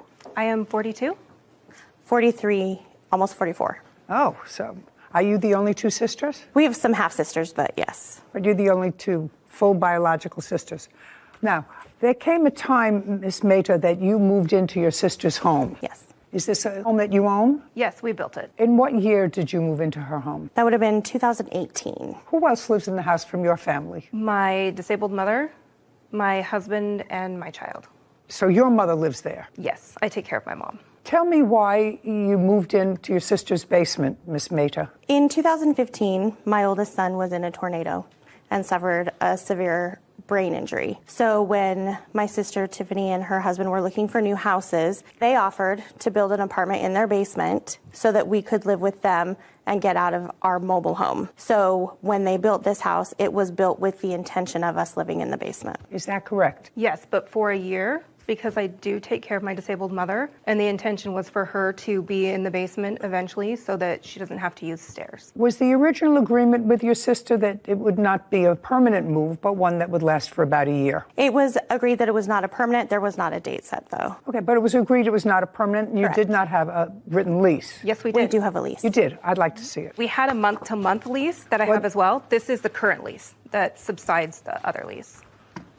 Okay, initially a month-to-month lease, and what month and year did you have her sign? I have it right here. It's dated July 14th, 2018. So this is a 6-month lease that ended January 31st. Correct. The rent was $800 a month? Yes. So this last lease was for your sister, her husband, and 2 children? Correct. I only ask that question because if my reading of your complaint was correct, you say that she moved her husband in without your consent. So when we first agreed to let her move in 2018, she was divorcing, and the agreement was that her and her 2 sons could move into the home. He had nowhere to go, and she wanted him to move in. So because in what year was that? That was still 2018. So that was still 2018? Yeah, so we let, All right, so let him live there. And since then you've signed different leases with her, with him on the property? Correct. Okay, so then you acquiesced to it.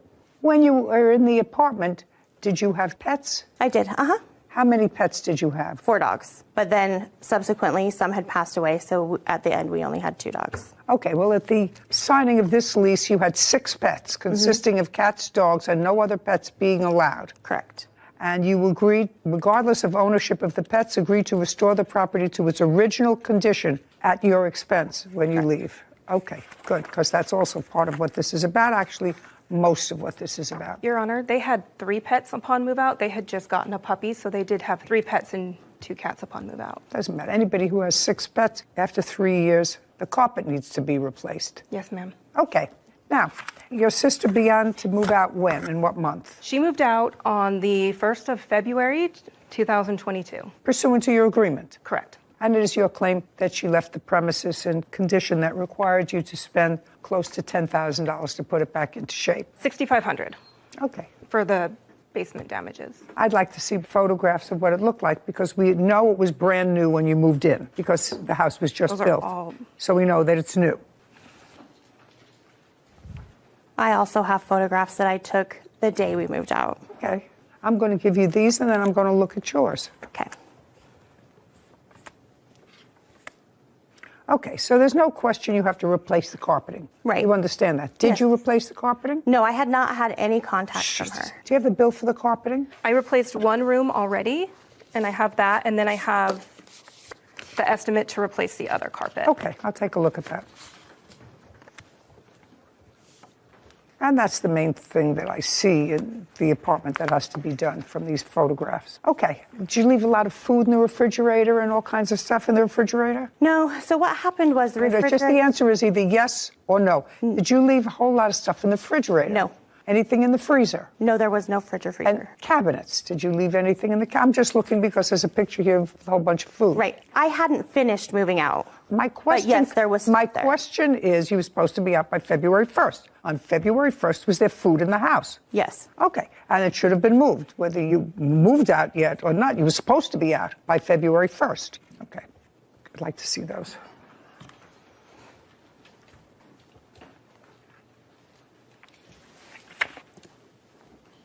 So you replaced the carpet in what room? One of the bedrooms, so my mom could move down there so she could not use stairs. Okay. Sarah, add these two figures and have them for me, please. And I don't know what this is a photograph of. So the bags that were left in the home, there was ice cream that was left in those bags, and it had leaked on my flooring, and we moved it outside. And that is the rotted food from the bags. Okay, do you know how that happened? I don't. I haven't seen that. Okay. May I see photographs, please, that you took on the day you moved out? Yes. I have that total, Judge. $4,129. 4,121? 29. 29. And 21 cents. Thank you. Is this after the carpet was taken out? Yes. Kevin, can I please see the photographs that she took?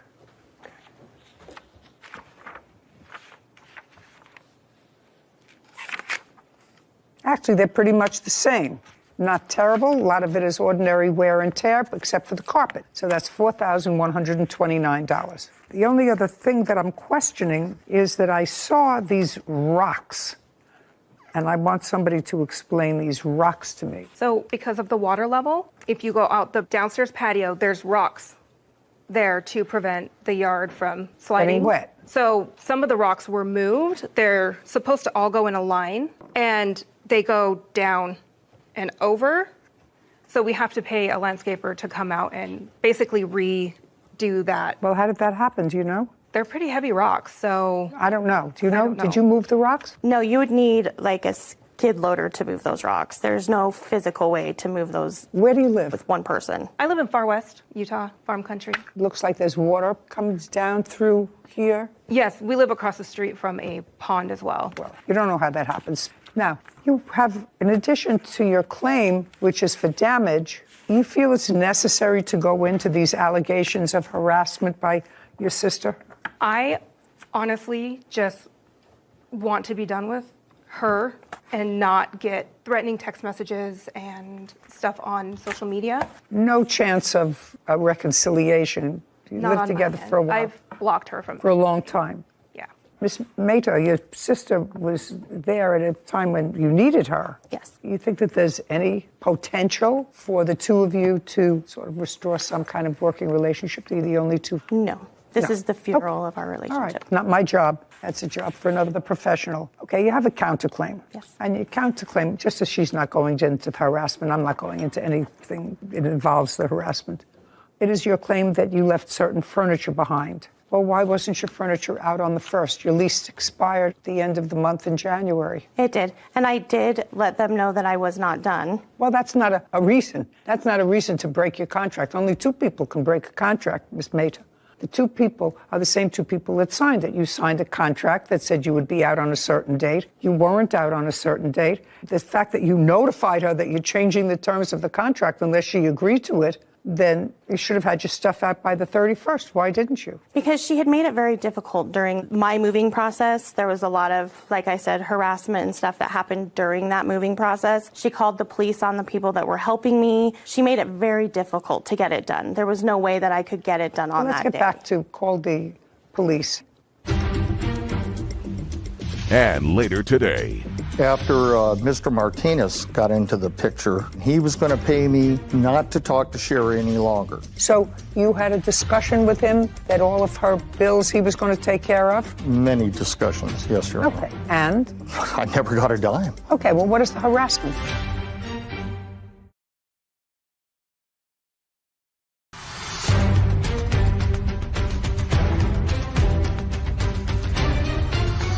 Tiffany Nelson claims her sister, Brandy Maida, owes for property damage after living in her basement. Brandy is countersuing for the return of her belongings.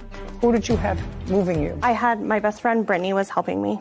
Does Brittany and your sister have any negative history? They do. Okay. Well, if they have any negative history, why would you have her come into the house? Because she doesn't have any access to Tiffany at that point. There was no reason for them to talk. They wouldn't be even associating. You know, if I knew that there were issues between my landlord and a particular person, especially if my landlord was my sister who let me move into her house, just from a question of using my brain, I wouldn't bring somebody that had been on the outs with them. If they didn't like them, that's one thing. You know, I'm really not crazy about your friend Brittany. That's one thing. But if you knew that there was an active, aggressive feeling against one or the other, should have had somebody else move. So why didn't you get your stuff out? Well, so I didn't think that it was as serious as that. They are related. If they're related and don't like each other, or the plaintiff doesn't like her, then that's even worse. Go ahead. Yeah, so she was my only help. I didn't have anybody to help me at that time. So. Then start doing it sooner. Go ahead. Yeah, that was the only reason. Miss Maida, where was your husband? He was working. We were working during this whole time. Well, that's okay. I've moved and worked. I used to move every time I needed a paint job. I would pack up and move, and I constantly worked. I've worked for 58 years. So that's not a reason. You pack in the evening. You go down after work, you get newspaper from the grocery store, and you get old cartons, and you wrap up the dishes and the cartons, and you manage to get out when you're supposed to get out. And she's not the only one who can help you. Maybe your husband has friends. If he doesn't have friends, I don't know why not. In any event, that was not a smart thing for you to bring your witness. Furniture. What furniture did you leave? I left patio set on the patio. It was all outside furniture. Patio set. You're on just a second. A lawnmower. Okay. Outside bench that had storage and stuff. Yeah. Fire pit and lawn chairs. Okay. And when did you buy the lawn chairs? It would have been 2018. Okay. And how much did you pay for each one? They were $245 for the chaise lounges and $159 for the pool dining chairs. Okay. Are those chairs at your home? Yes. May I see them? Yes. There's 4 lawn chairs. There was never the long chair. Let me see what's in the home. I also had a cooler. Just a second. Don't bother me about a cooler. Are the lawn chairs still there? Yes. Great. You can go get them. Okay. With a marshal, not with her. What about the fire pit? Still there. You can pick up the fire pit. What about the lawnmower? Still there. Patio set? Still there. They have painted that purple. Painted back. Where are you living now? I have a house. Who are you living there with? With my husband and my sister-in-law. She's living with you? Mm-hmm. She's paying, it's not an answer, yes. Yes. She's paying you rent? No. Why not? My husband's mother, their mother passed away, and she needed to be closer to family, so she's just living with us as family. Okay. You're going to get all the property back that you say you left there. Okay. And you can do that within 5 days on notice to the plaintiff with a marshal. Just give him a copy of the order that will give you inside. Okay. With regard to the renovation of the house, she has to put the house in reasonable condition. Most of these other pictures demonstrate some wear and tear that you would have to do. Painting and plastering after 3.5 years, but the carpeting had to be replaced, $4,129. Judgment for the plaintiff. Thank you very much. We're finished. This court is adjourned. I'm happy with her decision. I just wanted to fix my basement and move on with my life. I mean, it is what it is. There's nothing to do. You know, I think we were both at fault. Go back home, fix my house, and honestly have nothing to do with her again. If she had come and talked to me like a normal person, we could have figured this out without this. No, I'm completely done. I would like to not be inappropriate, but she's just not a good person. I think that the two sisters had the best of intentions. Didn't you get that feeling? I did. From moving in and knowing you have a designated place at a time of need, that she was going to design the basement for you to live in, although not permanently. I thought it was going to go in a good direction. And I'm sure that the plaintiff's mother, who lives with her, is sad that she doesn't get to see her other daughter probably as frequently as she would like, because they lived together in the same home, evidently, for a very long time. Yeah. Very bad. There's always collateral damage when people don't get along. True. Christine Singleton is suing dog owner Kevin Free for vet bills. Court come to order. All rise. Have a seat, please. Hello, Judge. Case number 2064, Singleton versus Free. Thank you. You're welcome. Ms. Singleton, your case is relatively simple. It is your claim that the defendant's unleashed dog bit your dog. Yes, ma'am. And you incurred vet bills, and you want Mr. Free to be responsible for them. That's correct. Mr. Free says that it's true that his dog did bite yours on, I think, on the leg. Yes, ma'am. But that your dog was on his property and your dog was the aggressor. That's your position. Correct. Okay. And you were walking two dogs. Two dogs and my nephew. Nephew was a baby. Yes, he was 3 years old, and my dog was 3, and the large dog that was bit, he was 12 at the time. So you have a small rat terrier, I think. And your larger dog is what kind of dog? A Siberian Husky. And what kind of dog do you have, sir? I have a Italian Mastiff, Cane Corso. That's a big dog. At the time, he was about maybe 12 months old, so maybe a little bit over a year. So he's bigger now, but yeah. How much did he weigh? At that time, probably about 80 pounds. Tell me about your property, sir. You Well, have a we photograph of your property? I do. I'd like to take a look at it. Okay. Here's a couple of them here. Miss Singleton, this incident happened when? Christmas Day of last year, around 12:30, right before we had Christmas lunch. Weather was okay? Oh, it was great. And how close do you live to Mr. Free? I don't live anywhere near him. I actually live in Stone Mountain, but I was going to my parents' house for Christmas, so we were walking around the neighborhood. He lives almost directly behind my parents' house. And I see that while there are driveways here, the front lawn extends all the way to the street. Is that right? Yes. And you were walking both your dogs, and were they leashed or unleashed? They were leashed. Both? Yes, they were both leashed. And Mr. Free, you sort of acknowledged that both of her dogs were on leashes. I've only seen one dog. I didn't see two dogs, and I didn't see a child either. It was her and a dog. So The dog that you saw, what kind of dog was it that? looked like a husky, kind of like a wolf. So I'm not sure. So just a second. So you saw a husky. Correct. Did you see the plaintiff? Yes. So I'm going to ask you one more time. Okay. Was the husky on a leash? I guess yes. I guess. The answer is either yes or no. I'm not sure. I wasn't, okay, well, I if wasn't you're looking at not the sure, leash. she says the husky was on a leash. Yeah, so I'm not going to deny her dog was. Okay. And your dog at the time was on your property unleashed. My dog was on my property, period. Your dog, pay careful attention. Your dog was on your property Correct. unleashed. Correct. At 12:30.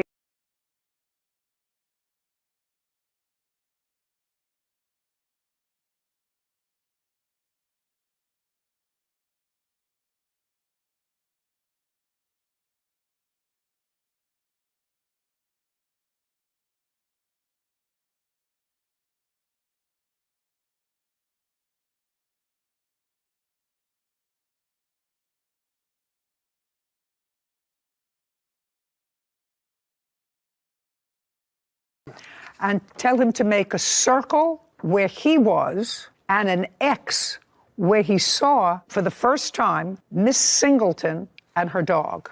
X where you were, just Okay. where you were, you personally. Okay. And put a circle the place where you saw Miss Singleton for the first time. Okay.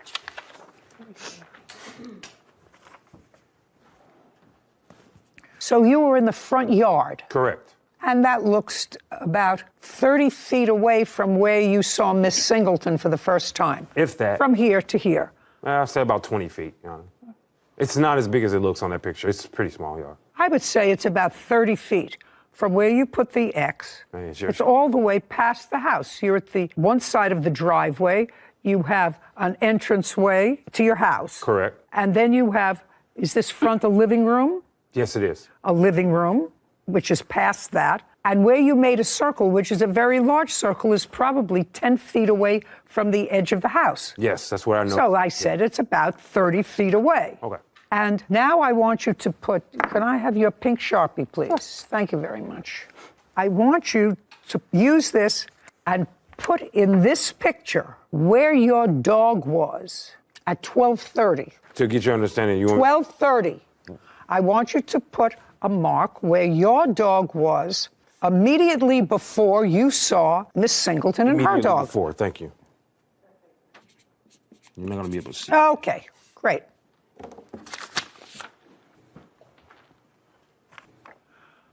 Great. So your dog, according to you, was right next to you, about 30 feet away from where Miss Singleton was when you saw her. To be honest with you, dog. he kind of moves around the yard. He doesn't sit still very much, so.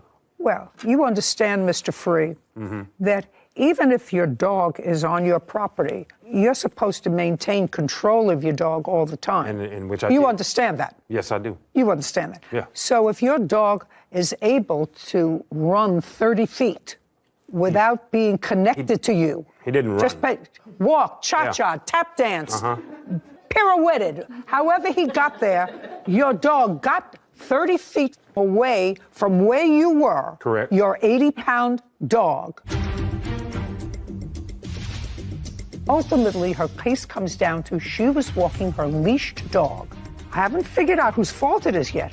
She was walking her leashed dog, and your dog ran, walked, pirouetted, cha-cha, whatever it did, to her dog out of your control.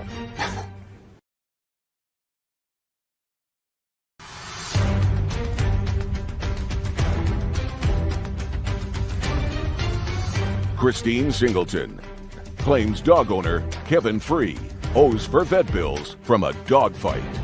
Now, Miss Singleton was walking with her other dog and a 3-year-old. I want you to process that into your mind. And this is a 12-month-old, which is still a puppy. You know, still a puppy, but at 80 pounds... Your Honor, there was no 3-year-old. I didn't see a 3-year-old. Just a second. Okay. I don't care what you saw while you were busy putting together something for Christmas in your front yard. If you didn't see it, that doesn't mean it doesn't exist. If you didn't see it, it just means you didn't see it. She tells me she sees it. She remembers walking her 2 dogs. You only remember 1. She has 2 that she was walking at 12:30 Christmas Day. The fact that you only saw 1 means you weren't paying attention to where your dog was. Or they wasn't there. Well, that's pretty stupid, Mr. Free. I mean, it doesn't make sense to carry 2 dogs and an infant down a neighborhood you don't even belong in? I mean, you don't know from? Mr. Free, they're only going to take 1 voice. I understand. Yeah. They're only going to take 1 voice, and that's mine. Let me tell you why your argument is stupid. Because it doesn't make any difference whether she was walking 2 dogs or 4 dogs or 8 dogs. It doesn't make any difference whether she was walking with or without a 3-year-old. Ultimately, her case comes down to she was walking her leashed dog. I haven't figured out whose fault it is yet. She was walking her leashed dog, and your dog ran, walked, pirouetted, cha-cha, whatever it did, to her dog out of your control. Was not under your control because it was not leashed. Do you understand? I understand. Now, I can take away everything else. Not that I'm going to, because I believe that you were distracted. You didn't see it. And I believed her that she was walking with her 3-year-old nephew. Yes, ma'am. Nephew and another dog that you didn't see. But that's not the issue in this case, whether she was with another dog, another child, or with anybody else. The issue is, whose fault is it that a dog was out of control? So, now you're going to tell me what happened at 12:30 on Christmas Day, just so that Mr. Free doesn't think that I'm picking on him. Okay. Which I'm not. Okay, I know. You may think I am, but I'm not picking on him. You're walking with your husky. Yes, ma'am.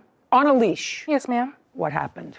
I was walking with my nephew, 3 years old. No, don't just listen to me. Okay. Listen to me carefully. Okay, just walk down the street. I Okay. said you're walking. I got it in my mind. Okay. But so Mr. Free doesn't think that I'm being unfair to him because he doesn't remember what he saw. You're walking your husky. Okay, only him. On the street. So your nephew didn't get hurt. Your rat terrier didn't get hurt. That's correct. Okay. So now you're walking your husky on the street. And? Okay, and then all of a sudden we see a dog charging towards us. And Who's we? Oh, I called me, my nephew, and my dog's we. No, now it's just I saw. I saw a dog charging towards us. That dog and Leon got into an altercation, and then Leon turned around to try and kick the dog in the face, and he grabbed his foot and he let go. Okay, but then let's go much slower. Okay, yes, ma'am. You saw a dog charging towards you. Yes, ma'am. And that dog got into an altercation with my your dog. Yeah. Tell me about that initial altercation. At first, they were biting each other's muzzles. Okay, so they were both biting each other's muzzles. Yes. Okay. My dog turned around to try and, I guess, either... No, don't tell me what he was trying to do. Your dog turned around. He kicked the dog in the face. Your dog kicked his dog in the face? Yes. He grabbed his leg, punctured it, let it go. Leon kicked him again. This time he grabbed his other leg. Okay, so your dog kicked that dog again? Twice, yes. His dog again? Yes, ma'am. And? That dog that time grabbed his leg, had a good hold, and shook it immediately. And then that's when I knew his leg was broken. No, don't show me pictures. Okay. First I have to find whose fault it is before I look at pictures and vet bills. Okay. Okay. Now, when you saw his dog charging towards you, and your dog's name is Leon? Yes, ma'am. On a leash? Yes, ma'am. On a leash. But it's a big dog. Yes, ma'am. How much does it weigh? Leon, 75 pounds. So about the same as the defendant's dog? Yes. And it's a senior dog? Yes, that is correct. Has your dog ever had a history with another dog? I'm going to say it again. Has your dog ever had a history of an altercation with another dog? No, ma'am. Has your dog ever had a history of an altercation with another person? No, ma'am. And I assume if I asked you those questions, you would give me what answer, sir? I would say no. You would say no because? Because my dog has never had any problems with any dogs. With any dog? Any dogs, person. Any other person? Correct. So you would acknowledge, Miss Singleton, that I'm going to show you this photograph of Mr. Free's house. And what I'd like you to do is show me where, according to you, let's get her a different color pen. Do we have a different, well, we have, that's This is blue. Okay. I'd like you to make a P, to just put a P, where the dogs first made contact. Thank you. Okay. It's not on this photo. Is it on this photo? Do you have a photo? I do have a photo. Yeah, I'd like to see it. Here. Would you please make This is his home, and this is where it happened, right underneath the tree. Put a P there. Okay.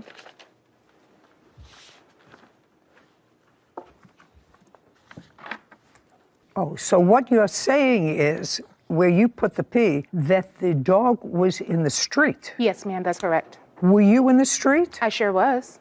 I would like you to put a D in this picture where you say, did you see Mr. Free?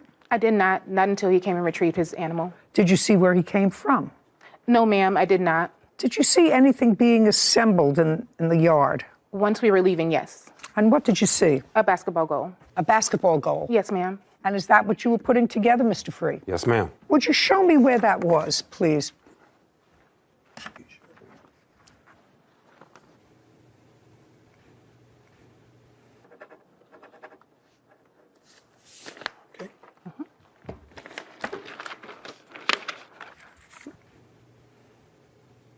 It was here? Yes, ma'am. Okay. Now, Mr. Free, you're putting something together. The first thing you hear is a kerfuffle, some sort of a... No. What do you hear?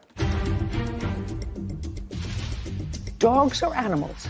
They're not as smart as you are. But when your dog charged out into the street, it could just as easily have gotten hit by a car. That would have been your fault. Your dog was out in a public street outside of your control, and it's a big dog, and you should be more careful.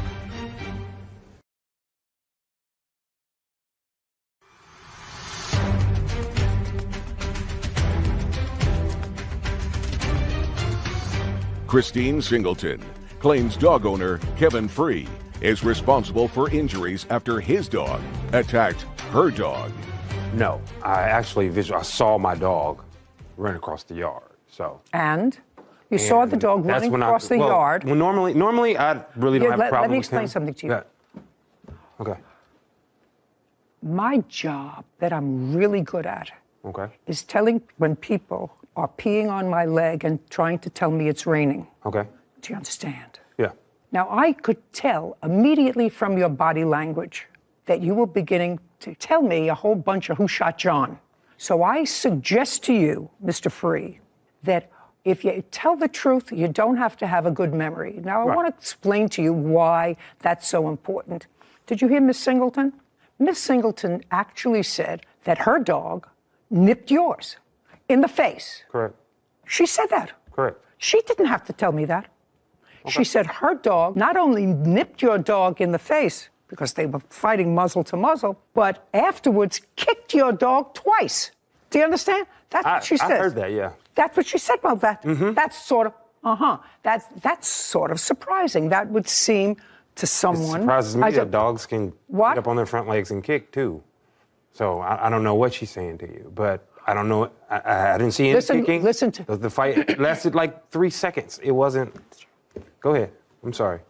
Do you understand when you're not telling the truth, Mr. Free? Well, I think what you read from me is me responding to a whole bunch of stuff that was said that didn't. No, what me responding to you is your body English. That's me responding to you because you were putting together this thing, but you said it was here. Correct. It was in the driveway. It's pretty big. Well, this isn't a driveway, sir. That's grass. That's what you marked where you were. And you marked where your dog was in the grass. Asked me where I was. Just a second. Not the basketball goal. No, I asked you where you were. Yeah, and you said here. And then you said to me, please read it back. Where were you? And you said, I believe he said he was in the driveway. Correct. It was in the driveway. I apologize. Excuse me. Just a second. Driveway. Okay. Do you understand? I do.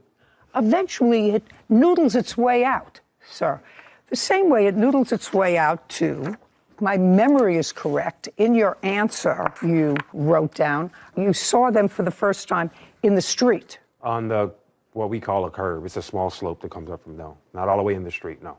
No. Here, you see what happens, Mr. Free? Yeah. What you just said to me belies credulity. Well, I'm trying to be as just a second, but not because, you know, I've lived on this planet almost 80 years. Congrats. And if I have a choice between walking in the street and walking in that little dip that's designed to take rainwater away, I don't walk in that thing because I'll get killed. I'll break my legs. And you certainly don't walk in this little thing if you're walking two dogs and a child. You don't walk in that little drain that's carved out here to take rainwater away. You walk either on the grass, on everybody's grass, or you walk in the street. Makes sense. And you, sir, would have me believe that the plaintiff walked all the way around the block, walking on people's grass. Other than that, she would have to be in the street and decide, well, I think I'm going to go up on the grass in this guy's house. I wouldn't say that. What? Sometimes it's unavoidable, so I'm not saying that at all. Sir, I have to tell you something. Yeah. You're going to pay her vet bills. Your dog was out of your control and was in the street, not on your grass. In the street. You had no control over your dog, an 80-pound puppy. Now, the dog could have, just playfully, knocked over the 3-year-old and hurt the 3-year-old. Could have. Didn't. Got into a scuffle with a dog approximately the same size. Her dog was leashed, within her control. Your dog, you had to run from where you were putting this together and come and get your dog. Your Honor, that's what you say. A dog under control doesn't manage to do 2 jump kicks and a bite. Kick, sir. No, just a second, sir.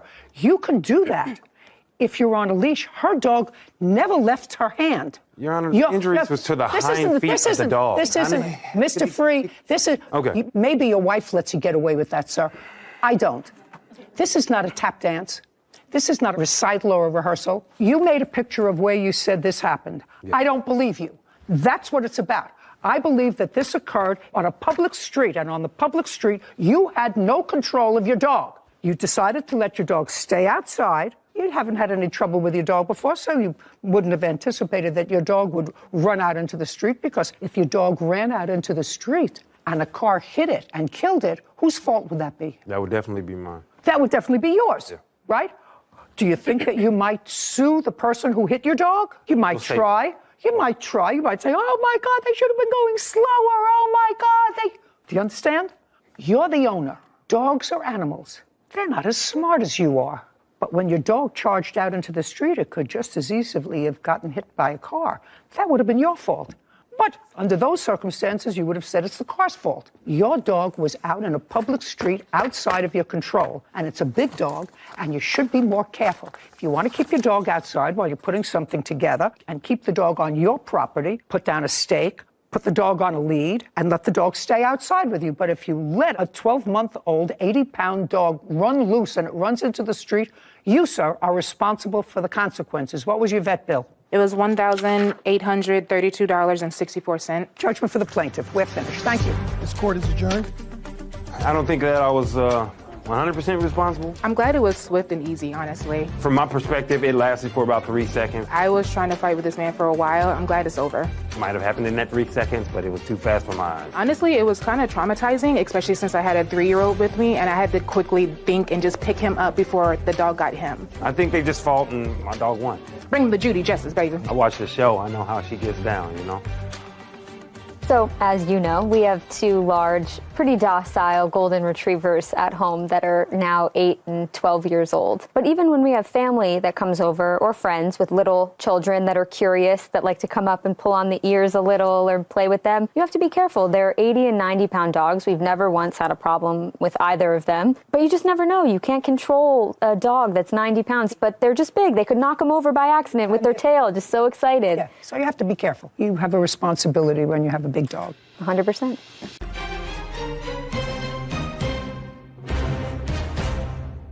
Armando Rodriguez is suing his former tenant, Samuel Gastelum, for an assault. Court come to order. All rise. Have a seat, everyone. Hello, Judge. Case number 2035, Rodriguez versus Gastelum. Thank you. Mr. Rodriguez. Yes. What kind of a premises do you live in, sir? It's a 4-bedroom house. And I see here that you rent out some of the rooms in order to assist with your mortgage. That's correct. How many rooms do you rent out? 3. And who lives in the other? Right now it's Kathleen Meister, and then I have 2 other roommates. And you use 1 room? Correct. When did you rent a room to the defendant? It was January 22. And what was the rent that you were charging him? $750 a month. When he came to you, did he have a dog? No. When did you move in? About late January. Give me a day. 22nd. And you moved in alone? Yes, ma'am. Paid your rent on time? Yes, ma'am. February, paid your rent on time? Yes, ma'am. Lived there alone? Yes, ma'am. What about March? Did I live there alone in March also? Yes, ma'am. When did you get a dog? I've had my dog. No, when did you get a dog that you brought into the house? April 22nd, 23rd. So several months after you moved in? Is not an answer. Yes, ma'am. And before you moved the dog in, did you have a discussion with the plaintiff? Yes, ma'am. Just prior to moving in with the dog. And what was the discussion that you had with the plaintiff? That if it was okay if I were to bring my dog that I had in Alaska, since I had him since he was about 6-7 weeks. And where had he been in the last 2 months? He was still in Alaska, staying with close friends, and I flew to Seattle, shipped my truck and all my belongings to Seattle, and drove here. From Seattle, my dog, the person who was watching him, drove from Alaska to Montana, and I had gone to Montana to pick him up. So you asked Mr. Rodriguez if it was okay if you brought your dog? Yes, ma'am. And what did he say? Yes. Did he say anything else? He said, just clean up. Now look at me. He said, did he say anything else clean other up than... after the dog, make sure that the dogs don't fight, and just take care of him. Okay. Nothing about him staying out of the house? He said he wouldn't prefer him to be around the house, but he would not. It would be okay for him to be in my room. In your room? Mm-hmm. The dog stayed with me in that room a few nights, and he knowingly knew about it. No, I don't want to know what he knew. I want to know what your arrangement was. So your arrangement with him, according to you, now, I haven't asked him, but according to you, is that you asked him if you could bring your dog. He said okay for the dog to stay outside, but could stay in your room. He said he didn't want him in the living area. My dog could also be in the garage or in your room. And was everything okay in April when you brought the dog? Yeah, everything was What fine. about May? May, I was looking for a new place. I was homeless because I had spent 5 days in jail. Oh, I'm talking about before you went to jail, sir. Before you went to jail, because this case is about an assault, which is what the plaintiff is claiming. Plaintiff is claiming that you assaulted him in the home, and that took place on April 30th. That was shortly after your dog arrived. Yes, ma'am.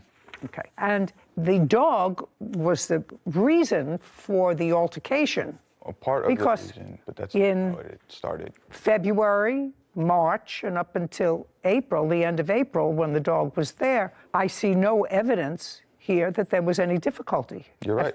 Fair statement? Yeah. So that the problem arose when the dog came. Now, this woman's name is Kathleen. She's interspersed in both the complaint and the answer in this case. She had a cat. Is not an answer. Yes, ma'am. He had a cat. And it was a house cat. Yes, ma'am. Plaintiff has a dog. A few dogs. And they live in the house. Yes, they stay in the garage and in the backyard. Yes. Garage and backyard. Do they stay in the house? They do not go inside that. Okay. So his dogs stay outside, and he said to you, according to you, the dogs can stay outside in the garage and in your room. Yes. In April, did your dog get out of your room or into the house? Yes. Yes. On what date? April 30th, because I was allowing him inside to go to my room. On April 30th, the dog was where?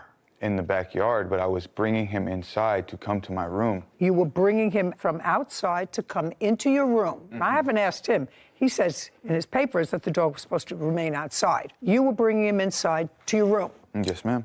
Because it is your claim here that it is an emotional support dog. Yes, ma'am. And you also had at least a couple of months where you left the dog in Alaska. With right? people I trust. I don't care people who you trust or not. If you needed an emotional support animal, the emotional support animal has to travel with you. So don't show me a certificate.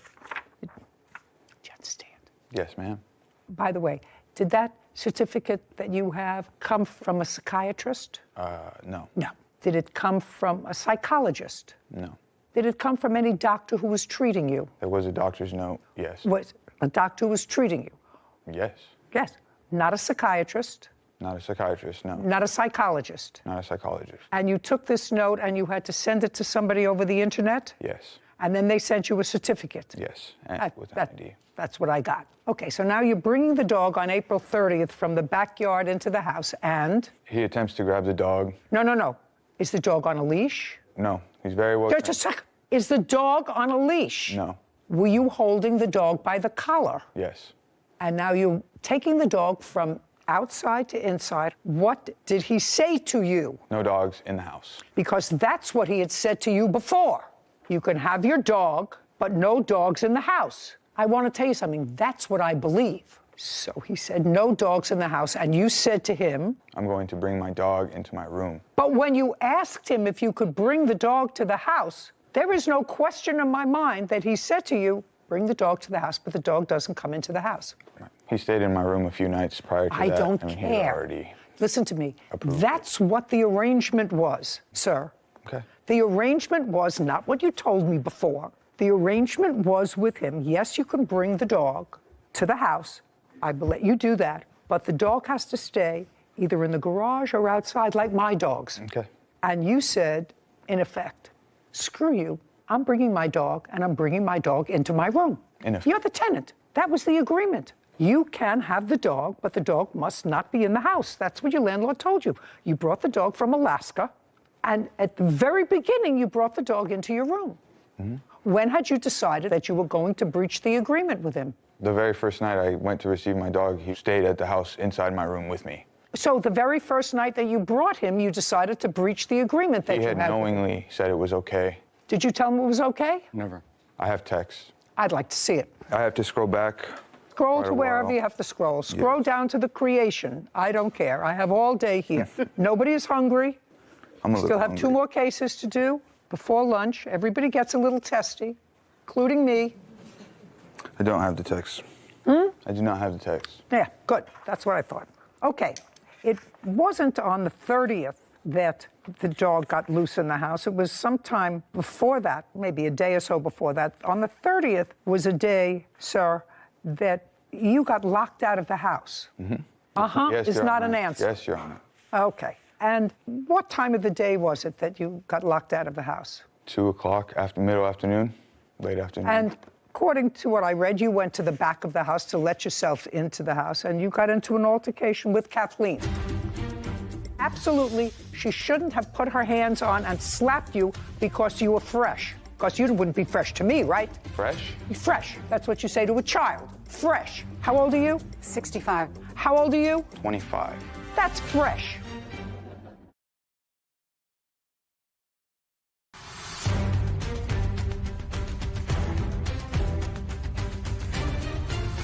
Armando Rodriguez claims his former tenant, Samuel Gastelum, is responsible for damages from an assault. Samuel says he was the one assaulted and falsely arrested.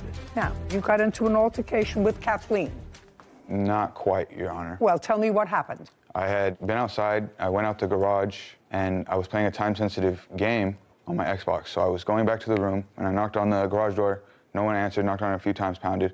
Then I went back around and knocked on the sliding glass door a few times, one of the few times. Finally, Kathleen comes up and answers the door. At that point, I've been out there for about 10 minutes. So I'm upset. I'm like, who locked me out? Who locked the door? She gets completely defensive. She says, it wasn't me, it wasn't me. And I'm like, I'm asking who it was, because Armando and I had discussed. Because you're on a time-sensitive video game. Yes, Your Honor. Yes, Your Honor. So you were on a time-sensitive video game. Something How old are you? 25 years old. Okay, so now you're on a time-sensitive video game and somebody either on purpose or accidentally locked the door, and you think it's Kathleen. No, I did not accuse anyone. I just asked was who locked me out, because I had been locked out earlier that week, earlier by Armando. Just a second, did you have a key to the house? On my... No. Did you have... I had a front door key, not to the garage door, not to the sliding door. But you had a front door key. Yes, Your Honor, but there's a gate. There's a big fence, and I didn't have a key to the gate that was locked. You couldn't get into the house even with your front door key. Yes, Your Honor. Is that what you're telling me? Yes, Your Honor. Okay. Now, after you had a conversation with her, there was no physicality between the two of you. Not at that moment, but once Armando came around the corner, he's like, it was me who locked you out. So me and him... Now, just a second. He said, it was me that locked you out. Mm-hmm. Did he say he did that on purpose, or was it was an accident, is what did he said. say? Okay, so he said it was me that locked you out. It was an accident. Mm-hmm. It wasn't the first time. It's not. Yes, Your Honor. That's yes. First, second, I've locked my children out of the house many times. Sometimes on purpose. I'm not his sometimes child. by accident. I'm his roommate. It doesn't make any difference. So he said to you, it was an accident, and you said to him, it's happened before. And he said to you, those were accidents also. Okay, and he said those were accidents also. Yes. And you said to him... I said you need to be more attentive, more aware. If someone had just walked out and left the door unlocked, you should probably go and see if anyone's out there before you turn around and lock the door. And he said? He said he apologized. So he said, I apologize. Yes. Okay, what's next? Throughout that whole conversation, me and him are arguing. Okay, but at the end, he said, I'm sorry. He said, I apologize. It's not so clear cut. It's at the end of this back and forth. You should have been more careful. You should look to see who's at the door. You've done it before. I'm sorry. It was an accident. I apologize. Now I haven't apologized. And in the middle of that altercation, Kathleen kept butting in. She said, you don't talk to me like that. You don't talk to me like that. I said, I wasn't even talking to you. I'm not talking to you anymore. I'm talking to Armando. And I said, mind your own business. She said, oh, you don't tell me what to do. You don't tell me what to do. I said, mind your own business. She said, say that to me one more time. And I said, mind your own business. She walks across the hall and she slaps me across the face. And Armando grabs her hand right after she smacks me. And instead of retaliating aggressively or any type of thing, I call the police. Immediately call the police. And while we're waiting there for the police, that's when I get the apology from Armando. That's when he's like, okay, let's make a deal. Let's try to work this out before the police get there. The police get there. They ask me what had happened. And you say that this older woman slapped you because you were fresh. The face. Because you were fresh. No, because she shouldn't have put her hands on and slapped you because you were fresh. Because you wouldn't be fresh to me, right? Fresh? Fresh. That's what you say to a child. Fresh. You were being fresh. And she should not have put her hands on you. Would I have called the police about that? Maybe. Except I am not a child. Just a second. I'm not a child. I'm not related to these people. I just said to you, you were being fresh. How old are you? 65. How old are you? 25. That's fresh. That's fresh, because first you accused her of locking you out. I didn't accuse her. Yeah. Okay. So after she slapped you, the police arrived, they left. She said, she slapped you, yes. You have marks, you have cuts, you have bruises, you have abrasions. No, they left. Mm-hmm. Well, what did you expect when you called the police for them to arrest her? What did you want them to do, sir? Was I supposed to retaliate? How was I supposed to retaliate? Was I supposed to hit her back? Just a second, no. Okay, then what was I supposed to do? I'm not telling you what to do. Okay. I'm just asking you, sir, did you expect them, when you called the police, to arrest Kathleen because she slapped you? No, I expected there to be consequences for her assaulting me. What? So I don't what know what did the you think? consequences So were. what did you think that they should do? Whatever they feel was right. Whatever is justice. Okay, now let's move on. Mm-hmm. So now the police are gone, and? I go speak to Armando. I asked why he sacrificed his integrity for lying for Kathleen, for saying that she didn't slap him, because he told the police he witnessed no such event. He didn't see nothing, even though he was standing right there, grabbed her hand. Kathleen says she didn't do it. And the police came up to me before they left. They said, they're telling me something else. I just straight up, I just don't believe you. I just like, okay, well, what else can I do? I go to Armando and I'm like, why would you sacrifice your integrity? Why would you lie to the police? Why would you let another roommate physically assault me and just no consequences whatsoever? And at that point is when I tried to bring my dog inside and just go straight to my room. Just a second. So at that time, after this hot spot is over. It got heated again. Got heated again. Mm-hmm. Your reaction was childish, and you said, I'm going to get my dog that I was told not to bring in the house, and I'm going to bring my dog in the house. I was going to my... Just a second. I don't care if you were going to Pluto. Your reaction after this was, they can't tell me what to do. I'm going outside, and I'm going to bring my dog inside. He'll let you bring the dog to the house, but the dog can't come in the house, stays outside with his dogs. There's only one animal in the house, and that's Kathleen's house cat. That's it.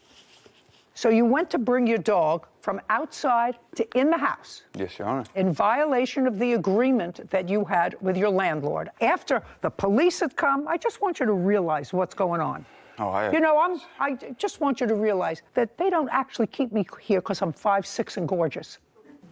I understand what happened when you were disappointed that Kathleen had slapped you like a child because you were fresh. And she's not your mother, and she had no right, even your mother doesn't have a right to put their hands on you. Correct. But you got slapped, not injured, no broken jaw, no broken skin. Police didn't see anything because if they did, they would have arrested somebody. And they left.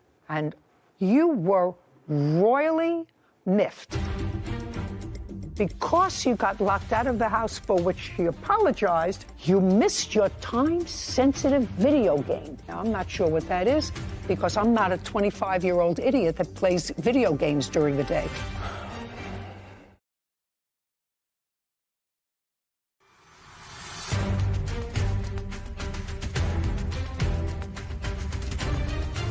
Armando Rodriguez is accusing his former roommate, Samuel Gastelum, of breaking their rental agreement and assaulting him.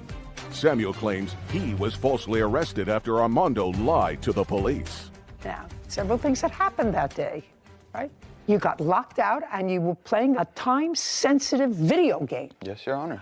And because you got locked out of the house, for which she apologized, you missed your time-sensitive video game. Now, I'm not sure what that is, because I'm not a 25-year-old idiot that plays video games during the day.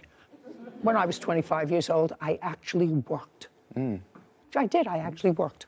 I know that may seem foreign to you, but I did actually work. And so after all of this altercation took place, you said, now I'm going to show him. Now I'm going to bring my dog into the house. And then there was another altercation. Second one. Yes. That's the one we're talking about. By the way, maybe I'm being terribly unkind to you, sir. How do you support yourself? I work. For whom? Pretty foreign, I know. For whom? I'm a cultivator. You work 5 days a week? Yes, Your Honor. And in my free time, What do you I like to cultivate? play video games. What do you cultivate? Marijuana, cannabis. How long have you worked for them? Since March, so about 5 months. Prior to that, you were in Alaska. Prior to January, I was in Alaska. Before March, before getting the job at the cultivation facility for cannabis, I was helping my uncles do concrete. So working isn't very foreign to me, as you might see. Prior to March, you were working with your uncles in concrete. Yes, Where? Your Honor. In Victorville, in California. You were working. You were working for your uncle prior to March getting a job as a cultivator. And what I want to know is, how long had you been separated from your emotional support dog? I spent 4 months away from him, and those 4 months were from January to April. For finding a January, job. February, March, April. And what were you doing in Alaska? I was born and raised in Alaska. Alaska is not a that's not a job, sir. What were you doing in Alaska? I was, for the last 6 months of my time in Alaska, I was a bud tender. Okay, tell me what happened after the dog incident. Well, the dog comes in. He says that he's not going to follow house rules anymore. And he says as of right now, he's going to do what he wants to do.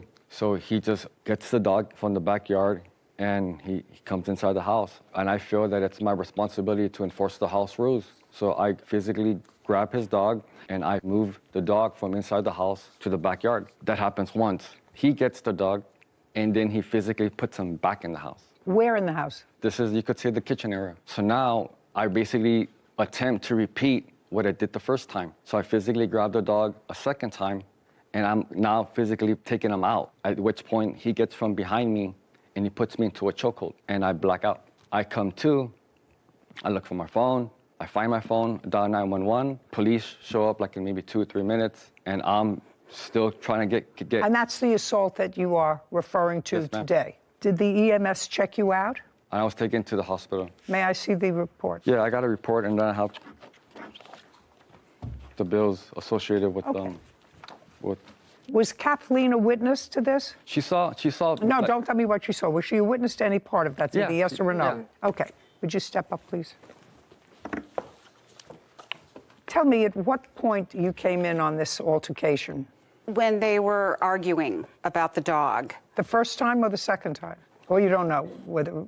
I don't really know. Were you a witness to any of the physical confrontation that resulted in Mr. Rodriguez going to the hospital? I knew that they...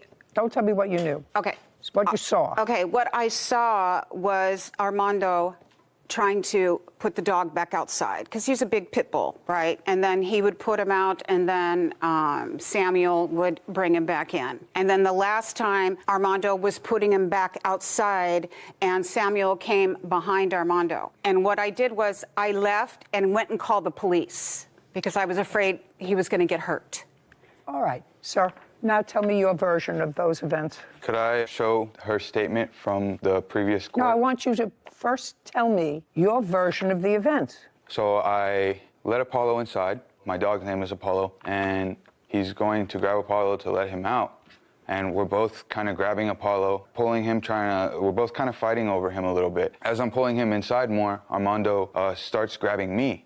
And so we get into this altercation and we're like wrestling back and forth. Just a second. He's trying to get your pit bull outside and at the same time he's grabbing you? Is that the... No, it was, we were both grabbing the dog. So you were trying to keep the dog inside and he was trying to put the dog outside? I was trying to take him to my room, yes. Take him. You were trying to take him to your room, he was trying to put him outside? Yes. And? As we're both kind of fighting for the dog, he grabs me. He lets go of the dog and then grabs me. How did he grab you? He grabs me by the arm and then he like starts tugging a little bit. And so we're wrestling. We just start wrestling and it gets a little bit more violent. And I go to restrain him and he's hitting me. He's hitting me from with his arms. He's trying to scratch me. And I just restrained him until I felt not threatened no more. I released him. I get up. I grab my dog. I go to the room. I call the police. Mm-hmm. Do you have your medical records that day? They would not take me. They didn't. Not they would not take you. Do you have your medical records for that day? I have my arrest report that says apparently they didn't. May I see the arrest report, please? They refused to take pictures. Don't tell me what they didn't do.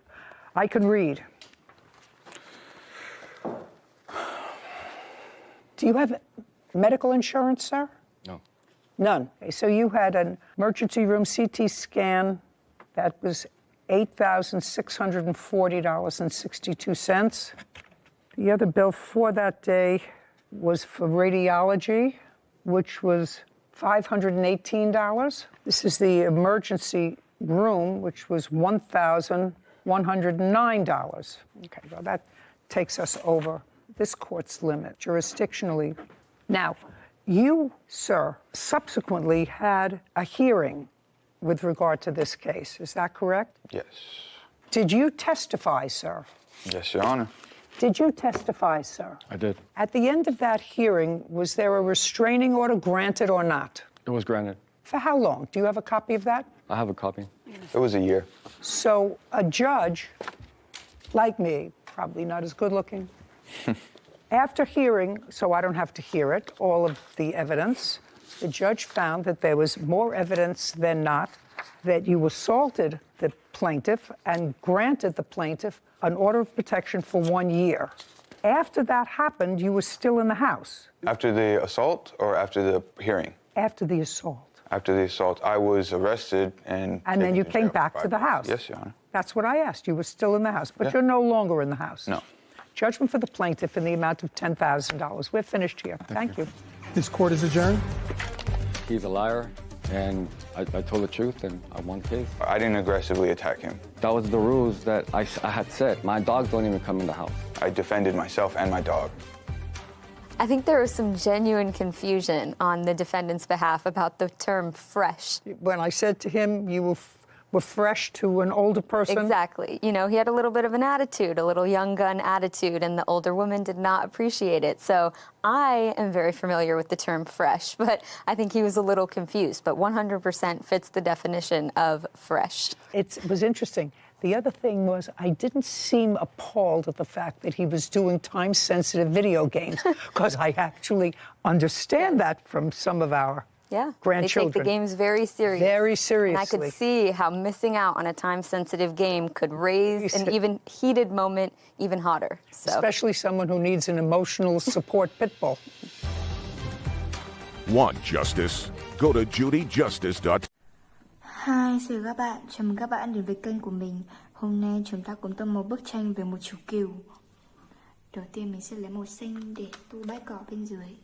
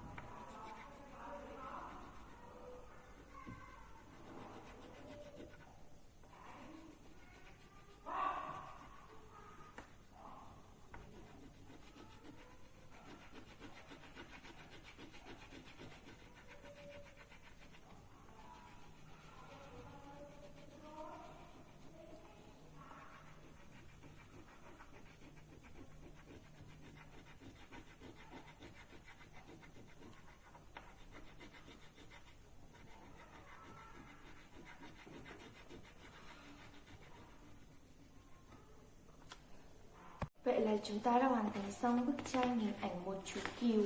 Và đây là thành quả ngày hôm nay. Hẹn gặp lại các bạn ở những video tiếp theo.